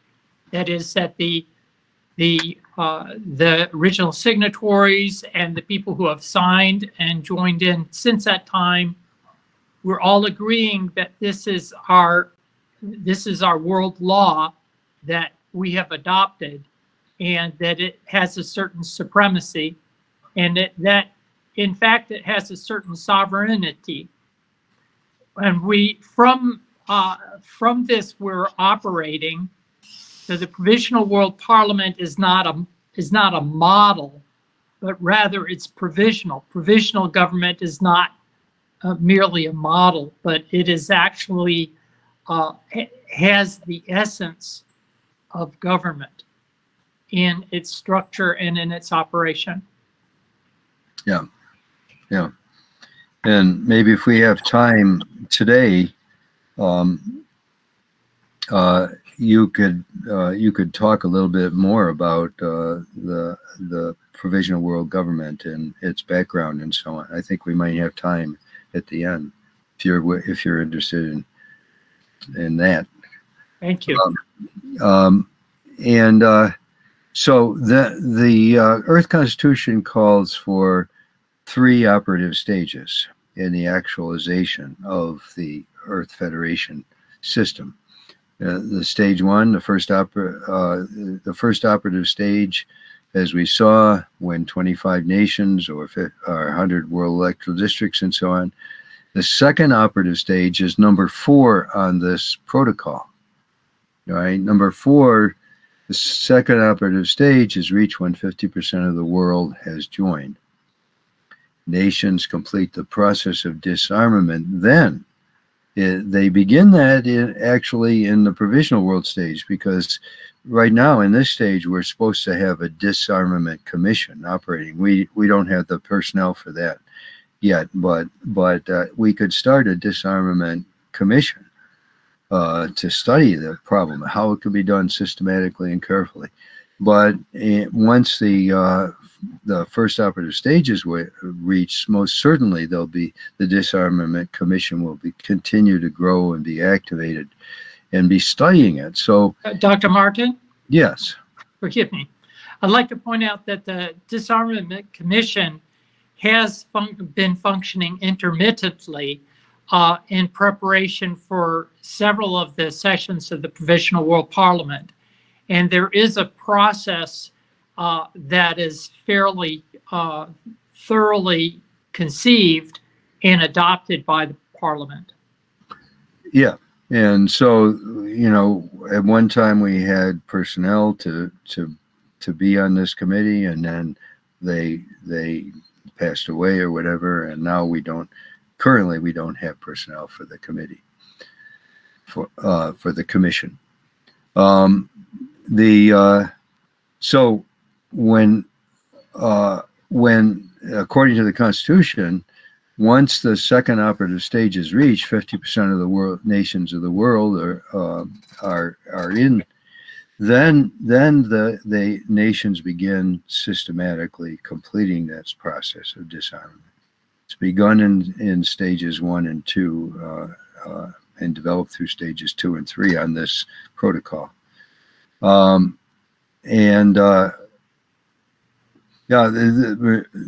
This is important to distinguish between the nations who are members of the Federation and the Federation itself, because we've already seen that the Federation itself is non-military. It has no separate military. But the Constitution only requires the nations who join the Federation to disarm after the second operative stage is reached. Okay, and then the third and final operative stage is reached when 90% of the world has joined, right? And then we'll have a truly new world system where there'll be no nuclear weapons, no biological weapons, no militaries anywhere in the world. And we'll have the rule of law on Earth for the first time in human history. So, responsive question. How and when can amendments be made to the Earth Constitution? Who can answer that?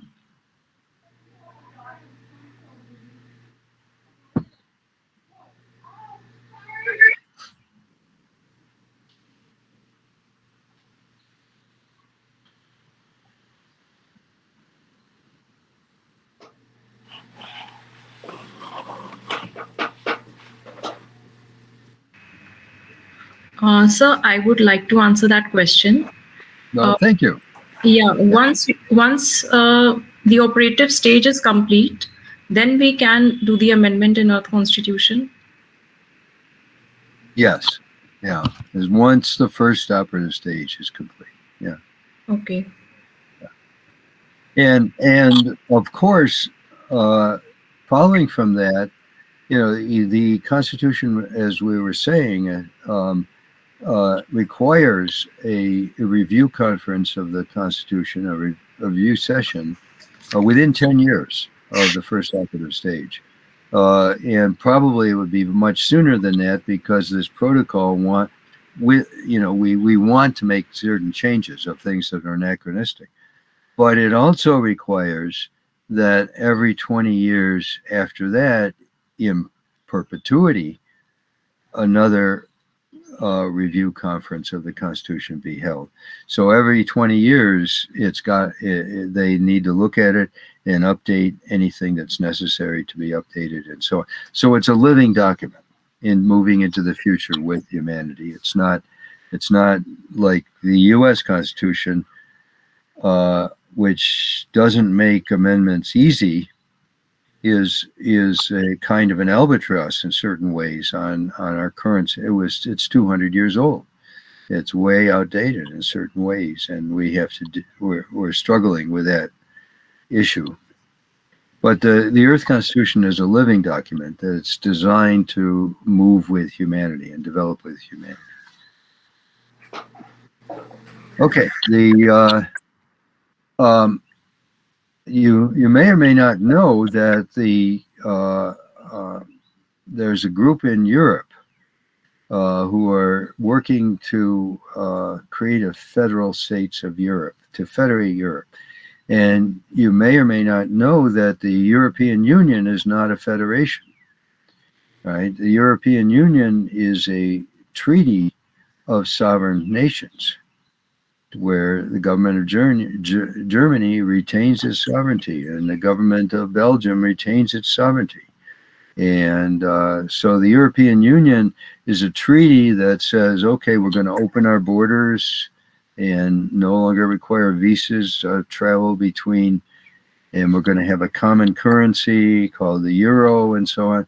There's a lot of collaboration there, a lot of unity there, but it's not a federation. And so there's a group who is working for the Federation of Europe, headed by Dr. Leo Thinkers. This is a photo of their recent book.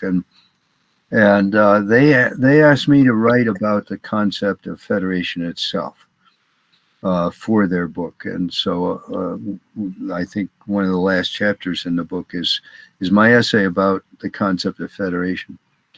And I think that's an important concept for us in this seminar because when people think of federation, they think correctly of nations joined together in corporate unit, right? So the United States is a federation of 50 states. India is a federation of all these Pradesh.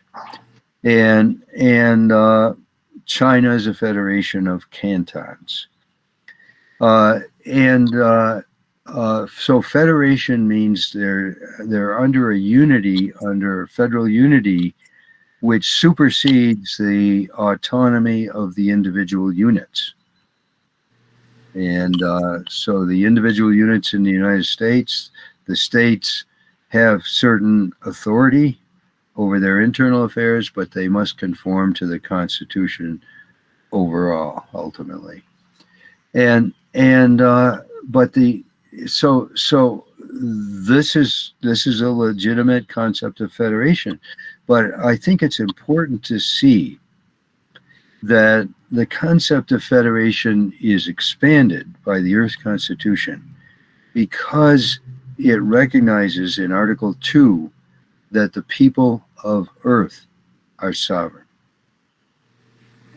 So what does that mean, right? If the people of Earth are sovereign, you don't have, ultimately in the Earth Constitution, you don't have nations of the world giving up a portion of their sovereignty in order to federate. I mean, that happens under the Earth Constitution, but that's not the essence of this federation. The essence of this federation is people.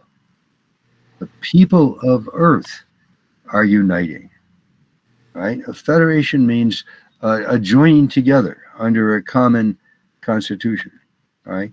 And in Article 2, the people of Earth are sovereign, which means that, as Professor Allman was pointing out yesterday, each human being, right? Each human being is a sovereign person. We are the ones who are free and have rights and have dignity. Right? Nations in themselves are artificial historical constructs. And because we are the ones that government is supposed to represent, and government isn't there for the good of the government or the good of the ruling class or the good of the politicians, it's there for the good of the people. And since we are the ones who government is supposed to represent, it is we who federate. We join together in a common unity under the Constitution for the Federation of Earth. So that's what's listed on this slide here. And that's what I argue for in my article. That's in this volume that came out from the Federalists of Europe. The people of Earth are sovereign, not nation states. Right. So that means the proper concept of federation is that of the people of Earth uniting. They unite in their world regions, their world electoral districts, and their nations. Right? The nations don't disappear, but the nations are not sovereign. They have their limited authority under Article 14, respected by the Earth Federation government. But now it's the people of Earth who have united, one united family of Earth. Vaishadaiva Kudumbakam. So the number 3 there says it's the principle of unity and diversity on which the Constitution is based, conforms to the holistic paradigm discovered in all of the world's science and literature. We are one, as the quote from Ervin Laszlo that I had a slide on earlier today. We are one human reality, and it is that human reality that must unite in that we are sovereign. And you can see this in the history of the development of the concept of sovereignty, I think. It began in the 17th century with thinkers like Althusius and Spinoza in the Netherlands, and Duplessis Monet. These thinkers were writers in opposition to monarchy. Right? In those days in Europe, it was the monarchs who had the authority. Monarchs were sovereign, and they claimed the divine right of kings. They claimed that their authority and their sovereignty was given by God. And so you have the concept of sovereignty at that time.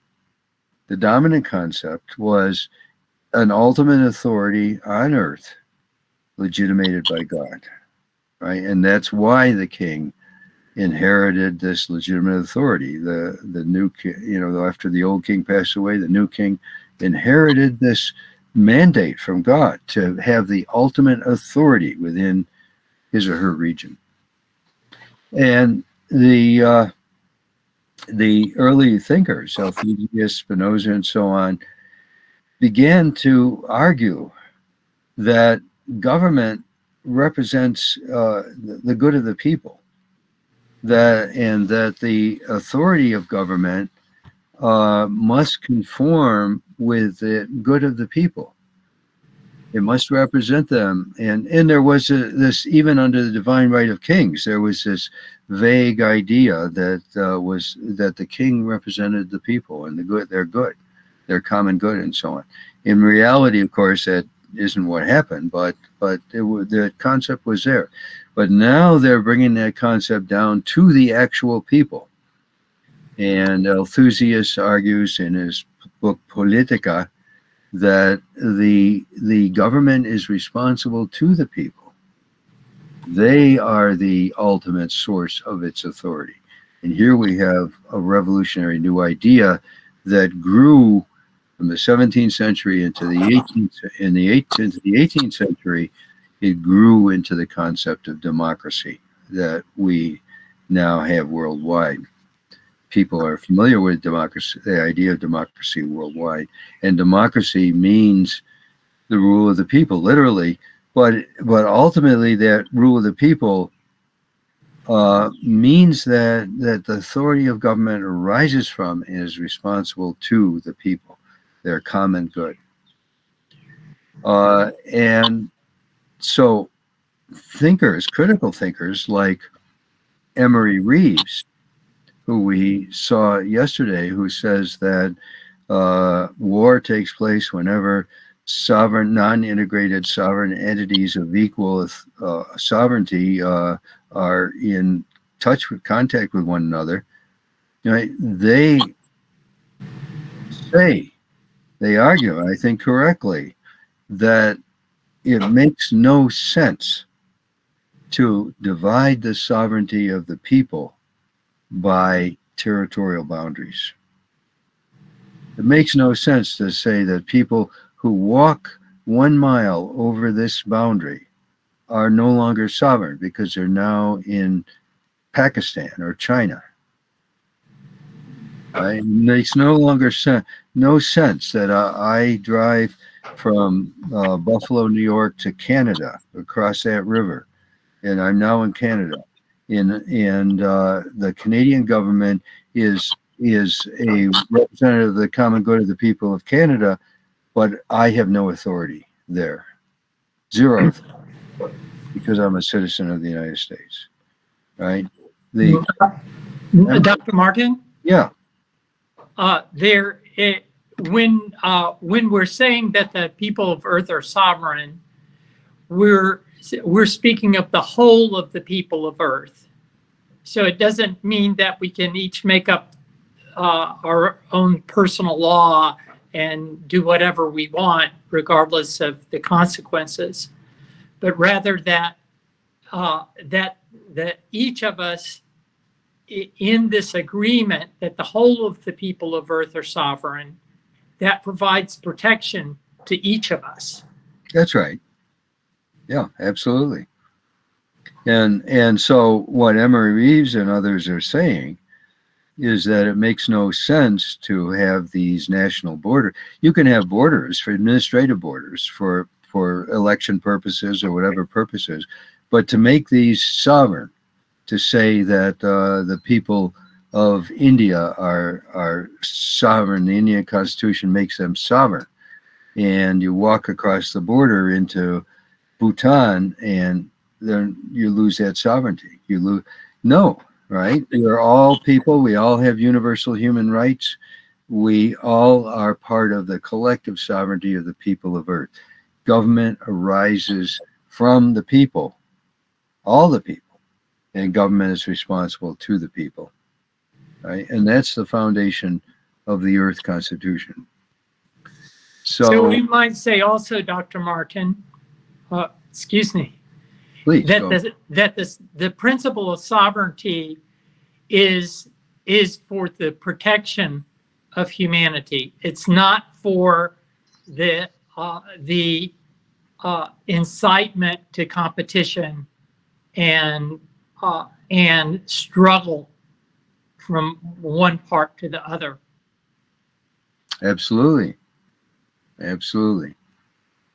So there's scholars who besides Emery Reeves, for instance, Errol E. Harris, who is a professor of philosophy who passed away in the year 2008. Harris argues, in conformity with what we're now saying, excuse me, he argues that the legitimacy of government arises from its serving the common good of its people. Right? So the purpose of the Indian government is to serve the common good of the people of India. The purpose of the Chinese government is to serve the common good of the people of China, and so on. And that's what gives the government legitimacy, right? If the government of China serves only the good of some ruling class and not the people of China, then it's not legitimate, right? In the United States, we have a ruling class that's extremely wealthy who control politics and Congress. Well, that calls into question the legitimacy of the government of the United States. So Errol Harris says that historically, we have moved into a situation where the common good of everybody on Earth is global, right? The common good of you and I is that we have a protected environment that supports human life. The common good of you and I is that we have a world democracy which has disarmed the nations and gotten rid of nuclear weapons, right? The common good of everybody is that we don't have 1 billion people on this planet hungry and starving to death, right? That we have are able to provide decent accommodation for all the human beings on the planet. So the common good has moved to the global level, which means, Errol Harris argues, that the legitimacy of every contemporary sovereign nation is now called into question. Right? The government of the United States cannot serve the common good of the people of the United States because it cannot protect the global environment. It cannot get rid of the weapons as long as other nations are competing with it in terms of weapons. It cannot end poverty because you have a global economic system that generates poverty. The common good is global, and therefore no nation is any longer fully legitimate in its sovereignty. So that's something to think about. And I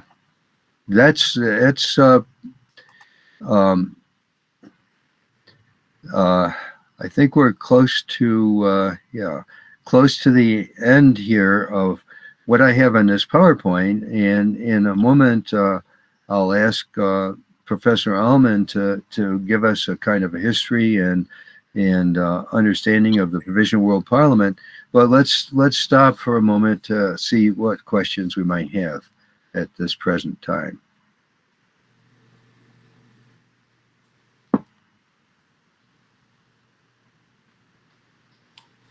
Sir, I do not have any question particularly pertaining to this broader concept of federation, but I would like to share one thing that we Indians already believe in this broader concept of federation, according to which, all the people of earth are united. Because there is one phrase in Sanskrit language in one of our holy books which says, Vasudhaiva Kutumbakam. So Vasudhaiva means earth and Kutumbakam means family. So, it implies that the whole earth is like a family. All human beings living on this earth should be treated as one family. So that is what I wanted to share with you. Yes, thank you very much. I think that's wonderful.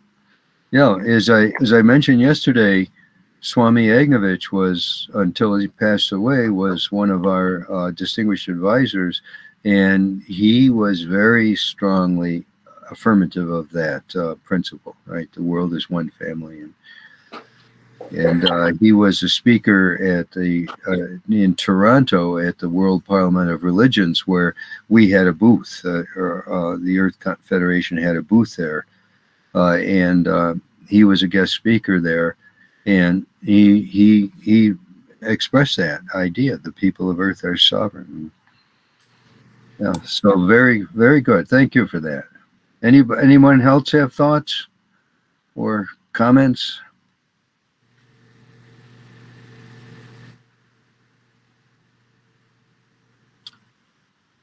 I was just putting in the chat that the Vasudhaiva Kutumbakam is the theme for this session of the G20. Oh, That's the official theme. Yeah. I wonder how they're going to do that. That's very interesting. Yeah. So Eugenia, how about giving us an account of the Provisional World Parliament, and then I have a final idea which we can talk about. I'll remind everybody at the end of the session today, tomorrow's reflection will be on sustainability. So we would like you to reflect overnight, what is sustainable development? I'm sure the G20 will be talking a lot about that. What kinds of development are not sustainable? So that'll be the question for tomorrow. But today, let's conclude our session by we looked today at the structure and function of the Earth Constitution, and we saw that the Provisional World Parliament is called for under Article 19 of the Constitution, because we're now in the initial stage of Provisional World Government. So, Eugenia, can you talk to us about that? I'd be delighted to. Thank you. As you know, we have the Provisional World Parliament has come together 15 times since 1982, with the most recent session being in December of 2021. So, and there have been about 74 were legislative acts adopted by the Provisional World Parliament. When one draws up a constitution, whether it's for the world or for a country, typically the constitution itself is best something that gives the general rules by which the government is going to function. But of all the different problems, in our case of the World Federation, world problems, we have to have some manner of coming to an agreement about what are the rules for each of the issues that comes up, for each of the world problems that comes up. What are the rules of the agencies, the specific rules that the Parliament will determine and then periodically review if they're being suitable or not. And what this process does of convening a Parliament and having specific proposals, motions, proposals for programs, for projects, for agencies, structures for agencies. This fills in a great deal of the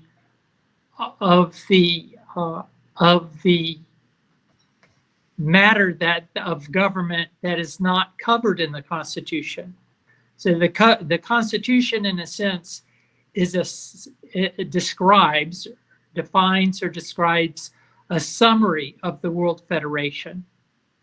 But it's such a comprehensive program. A World Federation is such a comprehensive matter that it really takes a great deal more. There have to be rules to fill in the details, and this cannot be done haphazardly.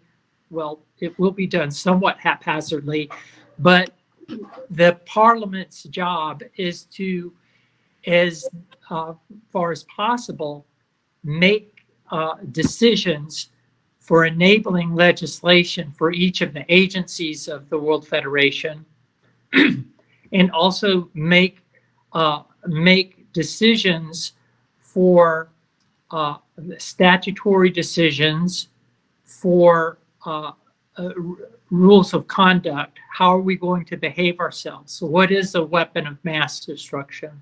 What sort of tools of defense will be allowed to the people of Earth? And so many other questions. So the first session of Parliament was in 1982, which met in Brighton, England. And they adopted 5 World Legislative Acts. I'll refer you to the websites. There's several websites that go into the detail of what those legislative acts are. The acts address world disarmament, addressed world development, world oceans, world university system, a world education system, and world courts. But I'm not going to go into the details of that just now. Rather, I'll go to the second session of the Parliament. The first session was in 1982. In 1985, the second session met, at which time legislation was adopted regarding the overall environmental emergency of Earth, regarding how are we going to fund or finance the World Federation. In other words, the economic program for the World Federation, and legislation regarding world terrorism, specifically to create a commission on to study world terrorism. That was in 1985. The Parliament met in New Delhi at the Vigyan Bhavan and at the Constitution Club, and was attended by the Prime Minister. It was the opening session was attended by the Prime Minister at that time was Rajiv Gandhi, and the President Jail Singh. And we had participation by many members of the Indian Parliament and former members of the Indian Parliament. The coordination was provided by Savitri Nigam, who is a former member of the Lok Sabha. And we also had support from the Chief Justice at that time, Chandrachud, and by the mayor of Delhi. I think his name was Sathi Singh. So I will go. There have been 15 sessions. There won't be time here for me to tell you about each of the sessions, but much of that information is online at websites that we will that we will be posting. The next session was held in Miami Beach, Florida, in 1987. Then the fourth session was held in Barcelona in 1996, 2000 in Malta, the fifth session of the Provisional World Parliament, the sixth session of the Provisional World Parliament was again came back. The sixth session of the Provisional World Parliament was of vital interest and important, because this was the first session at which a great number of legislative amendments were made. This was the first session at which there was defined under World Legislative Act number 17 standards for legislative drafting. And this was the first session where the legislation itself was made to be self-sufficient. In other words, up until that time, all of the proposals for world legislation in the World Parliament, in the Provisional World Parliament, copied the form of international convention law. International convention law has a number of problems, errors that prevent it from being operable and prevent it from being a peaceful process of implementation. Any under international law, the ultimate arbiter is war. This is the treaty systems of Earth, the ultimate arbiter of war. If there's not an agreement, it doesn't finalize in court. And specifically under the United Nations, the Permanent Security Council members do not finalize any of their disagreements in court, but rather through their ultimate arbiter, which is the war process. And today, of course, it's a nuclear war process. So at the sixth session of the Parliament, it was said that the nations of the world are not required to ratify any world legislation. Rather, the nations' representatives in the World Parliament either vote either for or against the legislation. And this is how the process of law moves forward. Then, if there's a disagreement, if there's a conflict, the matter is addressed in court process instead of going to war. Now, this also takes place in the commercial realm.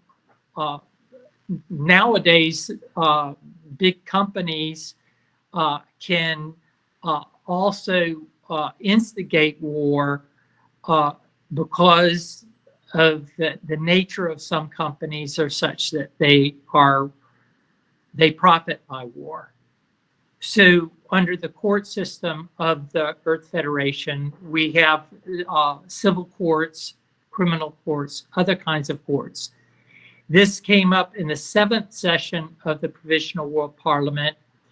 The Parliament met in Chennai, and the Parliament deliberated proposal regarding the ICC statute and the Rome family of statutes. And there had been over the years specific objections by India and by the United States. And the Parliament at the seventh session in Chennai, we deliberated these the objections that were made by India and the United States and several other countries, and adapted our own version for a criminal court bench, which is largely based upon the Rome Statute that was drafted by Justice Karoma, Justice Viramonte, Thiam, and Crawford. And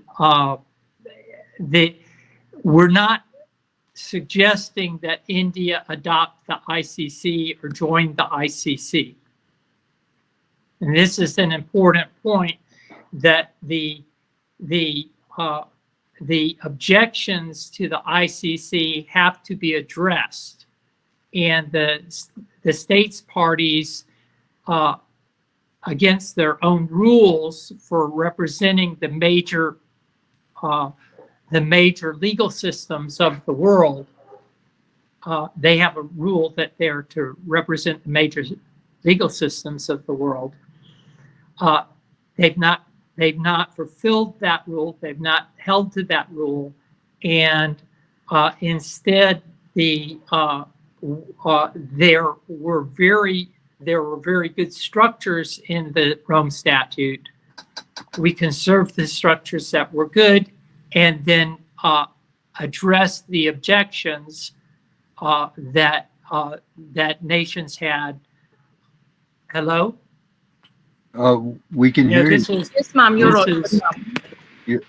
Yeah, so I had to call in.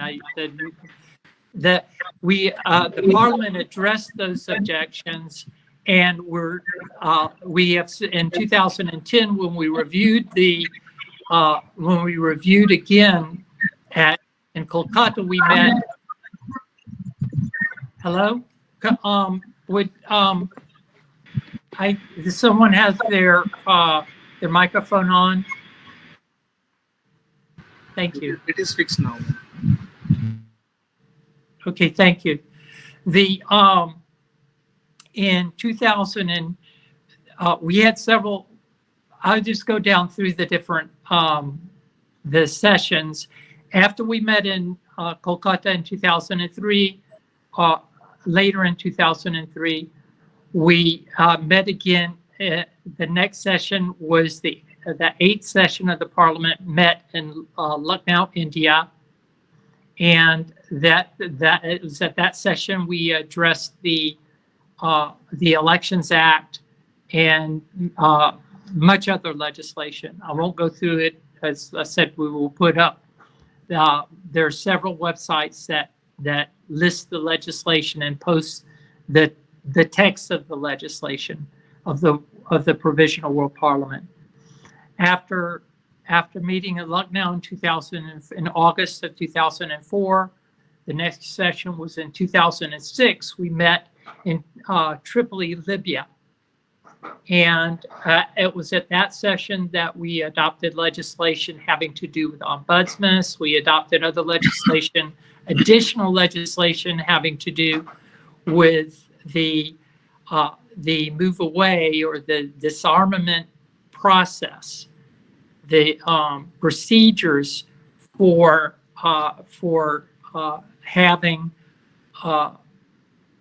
having military disarmament around the world, which has to be we have to have a planning process and an implementation process to have disarmament. Because if one nation has military disarmament without all of the nations coming together on military disarmament, then we see that there's this imbalance that's created, and some companies take advantage of it, and war ensues. So we have a very comprehensive process, and not only do we have a comprehensive process regarding disarmament, it's not merely a ministry of the Earth Federation, but rather it's tightly integrated within the enforcement system. So it's tightly the disarmament process and move away from stockpiling of nuclear weapons is tightly integrated with the investigations, the world police system, the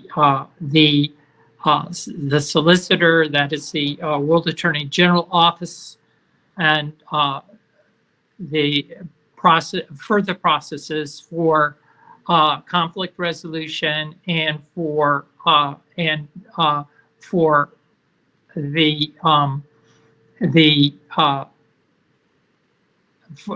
processes for addressing corrections processes, penal processes.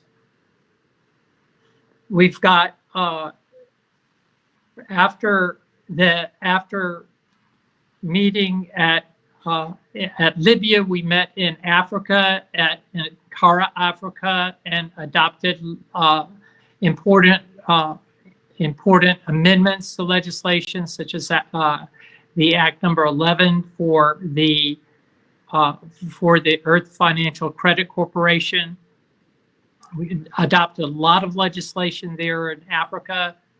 Most of the Parliament was conducted primarily in French, but also in English. That was when we met in Kara of Togo. We went from Togo. We went to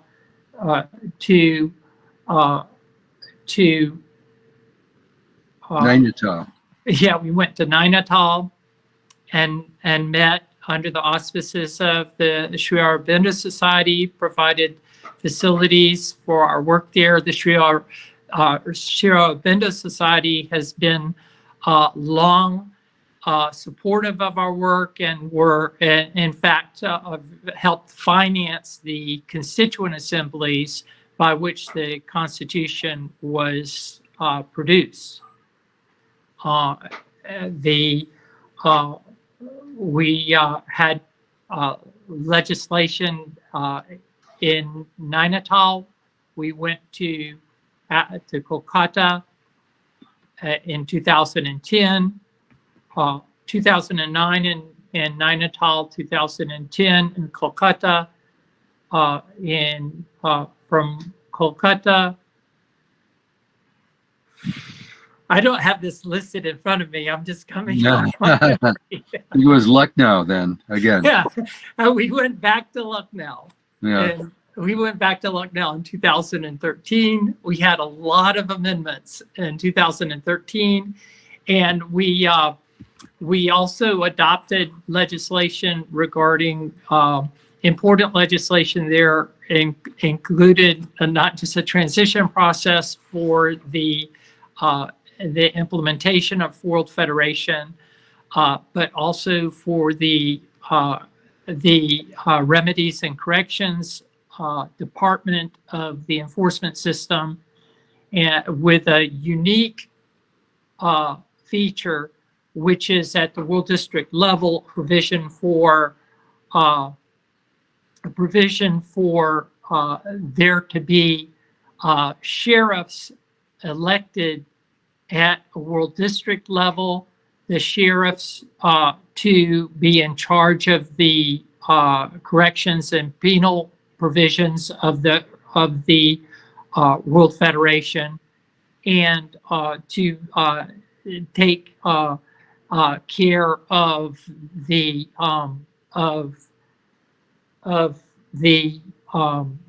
decisions and equity regarding from the world courts, decisions enforcing the decisions of the civil benches. So from Lucknow again, we went in 2015. Am I missing a year? Back to Kolkata. We went back to Kolkata in 2015 for the 14th session of the Provisional World Parliament. And in 2015, during the COVID crisis, we met again in New Delhi, and largely we adopted a decision that most of the parliament would be held online, and the central facilities were in New Delhi at the forgive me, help me. The company PTCI, run by Major Goel, who is a supporter, along with Colonel T.P. Tyagi, of the Earth Federation in India. And the institute, well, I'll review this. We were Dr. Martin and I were speaking. We're speaking recently about the funding of the Earth Federation, and we'll speak more about this later in the program on another day. We'll talk about the funding processes, which might be surprising to many of you, the way in which the funding may largely take place. It's innovative and new. Okay, well, thank you very much, Eugenia. It was a wonderful demonstration of something you did without notes. Yes. And I just wanted to mention that the 2003 Parliament that Eugenia talked about, the legislation that went on there, that was in Bangkok, Thailand. Yes. And it was hosted by a very well-known Buddhist leader there named Aryawanso Bhikkhu. And he has a very interesting history. In the 1980s, he was a successful businessman in Thailand. And he had lots of money, and he also had, because of his business, he had lots of contacts. And he became the World Peace Envoy for WCPA. And at his own expense, he would travel around the world meeting with world leaders. He had all kinds of contacts. He could meet with the president of Malaysia and so on. And he was promoting the Earth Constitution in all these venues. He came home one year. I'm not sure exactly what year it was, but in the late 1980s. He came home to Thailand one year, and there was the Thai military waiting to arrest him. And they arrested him and put him in jail and charged him with being a traitor to Thailand, because in Thailand you're required to worship the king along with the Buddha, and there's a kind of religious dimension to it. And he was promoting the Earth Constitution, and the military went to his home and confiscated all the copies of the Earth Constitution and that they could find in Thailand and destroyed them. And there he was in jail, accused of being a traitor against his country. I mentioned that Dr. T.P. Amarasinghe, who was from Colombo, Sri Lanka, who was one of the primary authors of the Earth Federation, and he was co-president for many years of WCPA. He was an international lawyer, and he went to Thailand to defend in court Dr. Koso Kittiwang, that was his original name, to defend him in court against these charges. And of course, to be charged with being a traitor is very serious. It can result in death or whatever. And so in Thailand, there is a solution that they came to, a compromise solution. If people are charged with serious crimes, one option that is possible is that they go into the Sangha and give up their civilian role, their whatever they were doing civilian wise. And so they came to that solution, and Koso Kittiwang, Dr. Koso Kittiwang, became Aryawanso Bhikkhu, this Buddhist monk. And he built up his reputation as a monk and so on, and was very active as a leader, Buddhist leader in Thailand. So in 2003, when we were looking for a location, Aryawanso Bhikkhu had great contacts and and he had a lieutenant named Dr. Pichai, who was president of the Office of the World Peace Envoy. And so they arranged collectively to host us in Bangkok for that session of the Provisional World Parliament. So even though he had to give up his life as a businessman and our World Peace Envoy, in the end, in 2003, he still was able to support the Earth Federation by supporting our session of the Provisional World Parliament in Bangkok. Okay, and after that little side story, I think we've come to the end of our time, and I want to thank you all for participating, and just remind you that for tomorrow, we want to be looking at sustainability, and we want to ask the question: what is sustainable development? What kinds of development are not sustainable?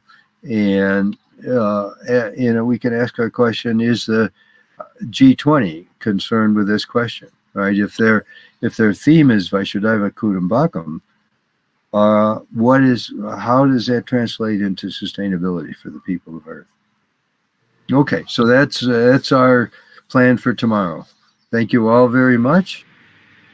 Thank you. Thank you so much, Professor Martin. Thank you so much, Eugenia ma'am. Your profound insights and unwavering passion have illuminated the path towards a more just and a harmonious global order. Thank you for enlightening our minds and igniting our commitment to a better future for humanity. Now we will proceed with the question answer round. So those participants who have any questions, you could post your questions in the chat box, or you could unmute yourself and ask your question. So I'll start with the question that I have. So my question is how corporations can be made responsible under world law?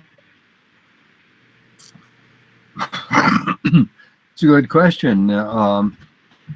Right now, as I think your question implies, corporations get away with murder because they're not responsible, right? And their profits are they don't pay taxes half the time because their profits are channeled from one country to another and so on, and they exploit. Tomorrow we'll look at some of the things Coca-Cola has done in India to destroy the water sufficiency in villages in India and so on. We saw today that one of the departments in the World Executive is a department of multinational corporations. Right? They will have literally a department of the government looking at all the multinational corporations, and of course the Provisional World Parliament has the authority to regulate them and hold them accountable and so on. So once we have a world system in place, right, they won't be able to use the difference between nation states to escape accountability. They won't be able to produce single-use plastics where people who should be getting water from public sources are drinking it out of bottles and then throwing away the plastic and polluting the environment.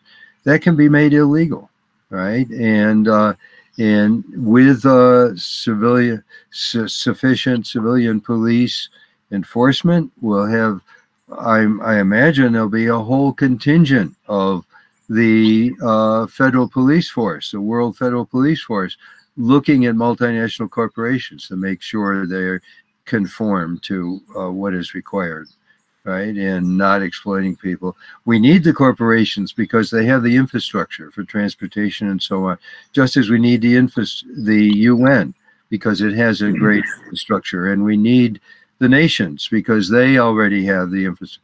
But we need to unite them under world law, and once we do that, all of them, from national heads to heads of corporations, will be held accountable and will be able to turn the corporate actions from one of exploitation and manipulation and bribery and so on.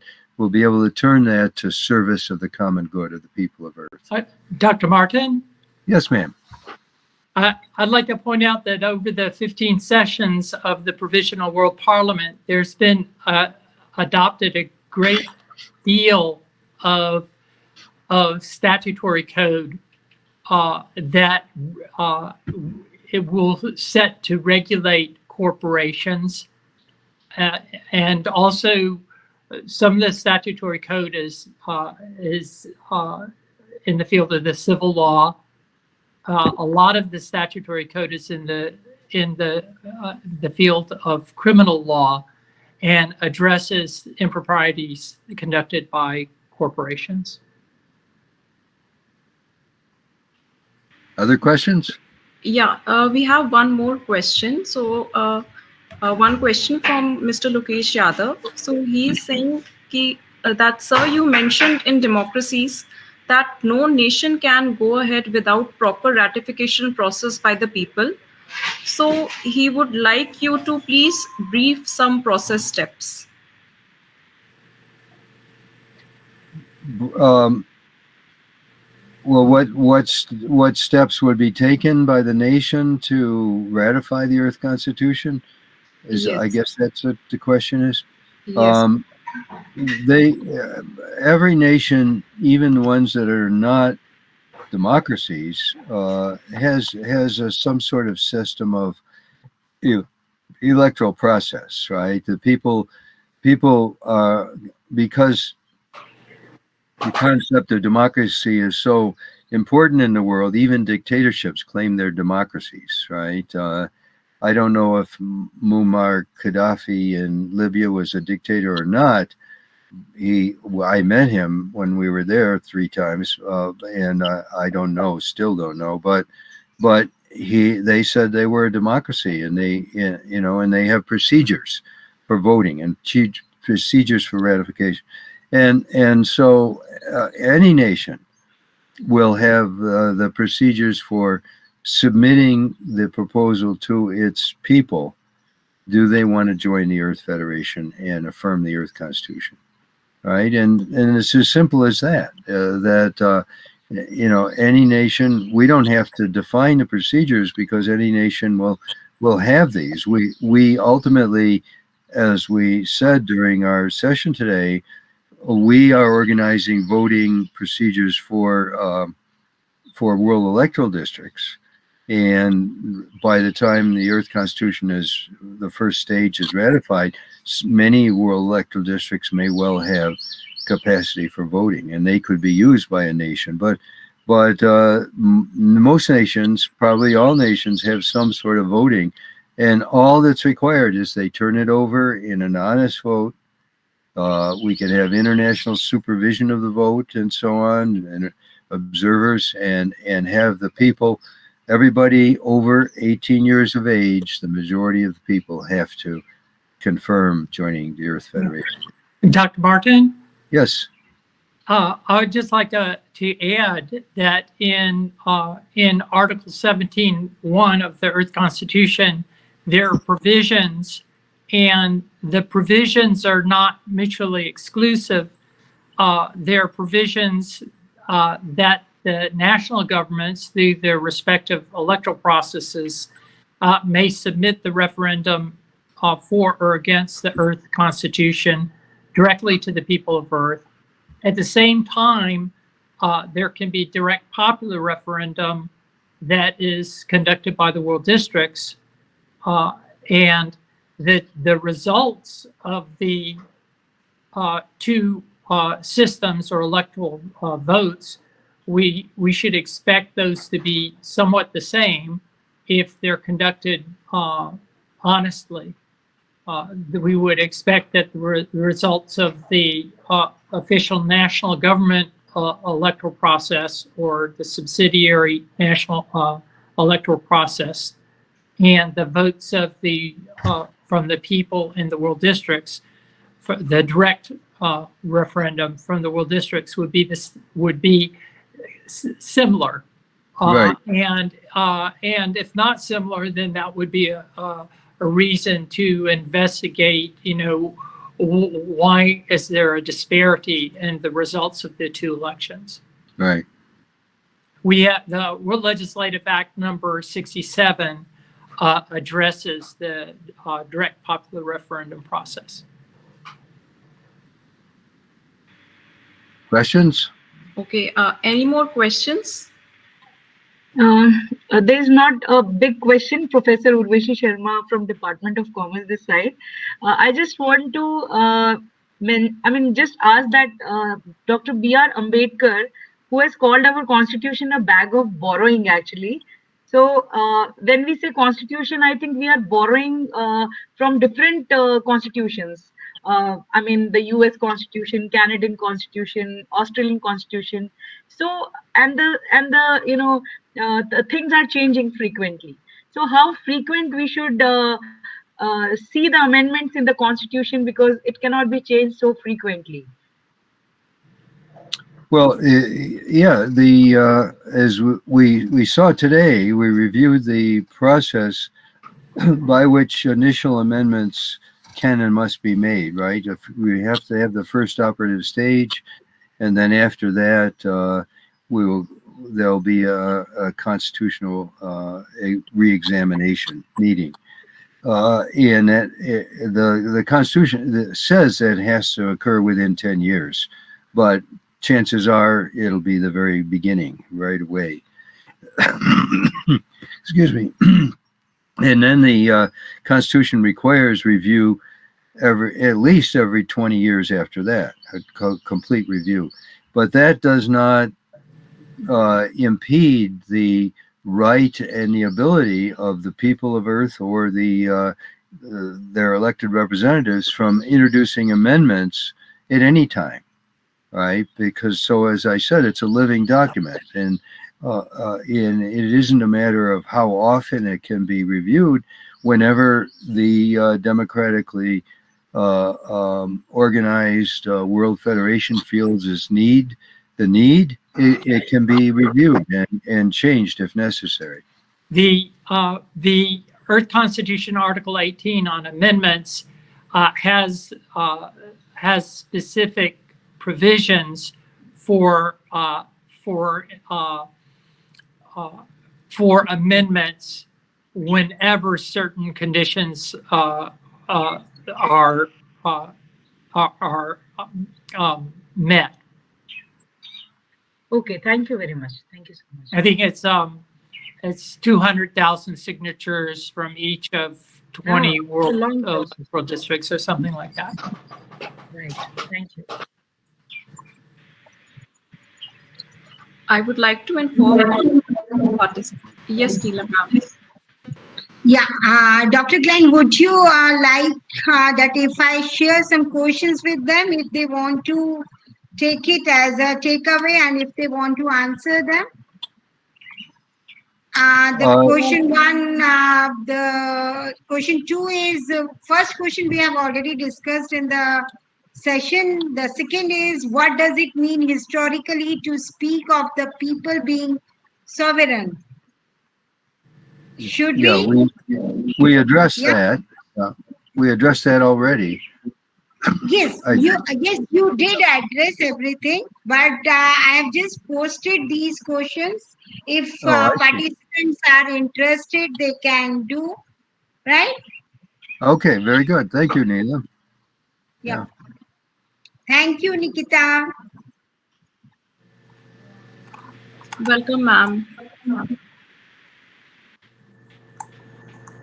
So those participants who would like to address Neela ma'am's question, please unmute yourself.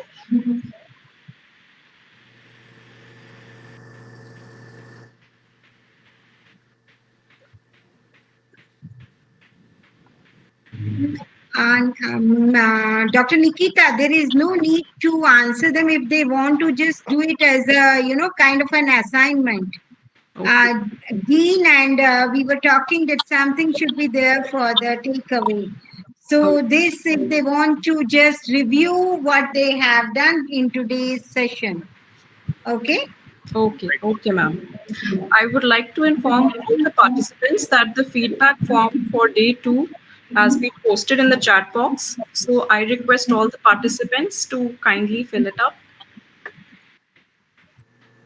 So as we conclude the second day of this workshop, I would like to express my deepest gratitude to Professor Martin, Eugenia ma'am, for their invaluable contribution to today's session. I would also like to thank our enthusiastic participants for their active engagement and, yes, thought-provoking questions, which has enhanced the quality of our discussions. So with this, I would like to conclude the session by giving a vote of thanks on behalf of the organizing committee. I would like to thank our senior professor, Ajay Kumar Singh, Head and Dean, Department of Commerce, University of Delhi, Professor Urvashi Sharma, Professor, Department of Commerce, our Principal Ma'am, Professor Kalpana Bhakuni, Dr. Neelam Gupta, Ambassador WCPA Global for International Outreach, Professor Sunita Gupta, Professor, Department of Commerce, Kamla Nehru College, Dr. Rohit Kumar Srivastav, Assistant Professor, Department of Commerce, University of Delhi. So I thank you all for participating for today's session, and let's meet tomorrow. Thank Okay, you. very thanks to Nikita also. Yes, thanks everyone. Thanks to Bye-bye. Nikita. Thank you very much. Thanks Thank to you, Neelam Gupta. everyone.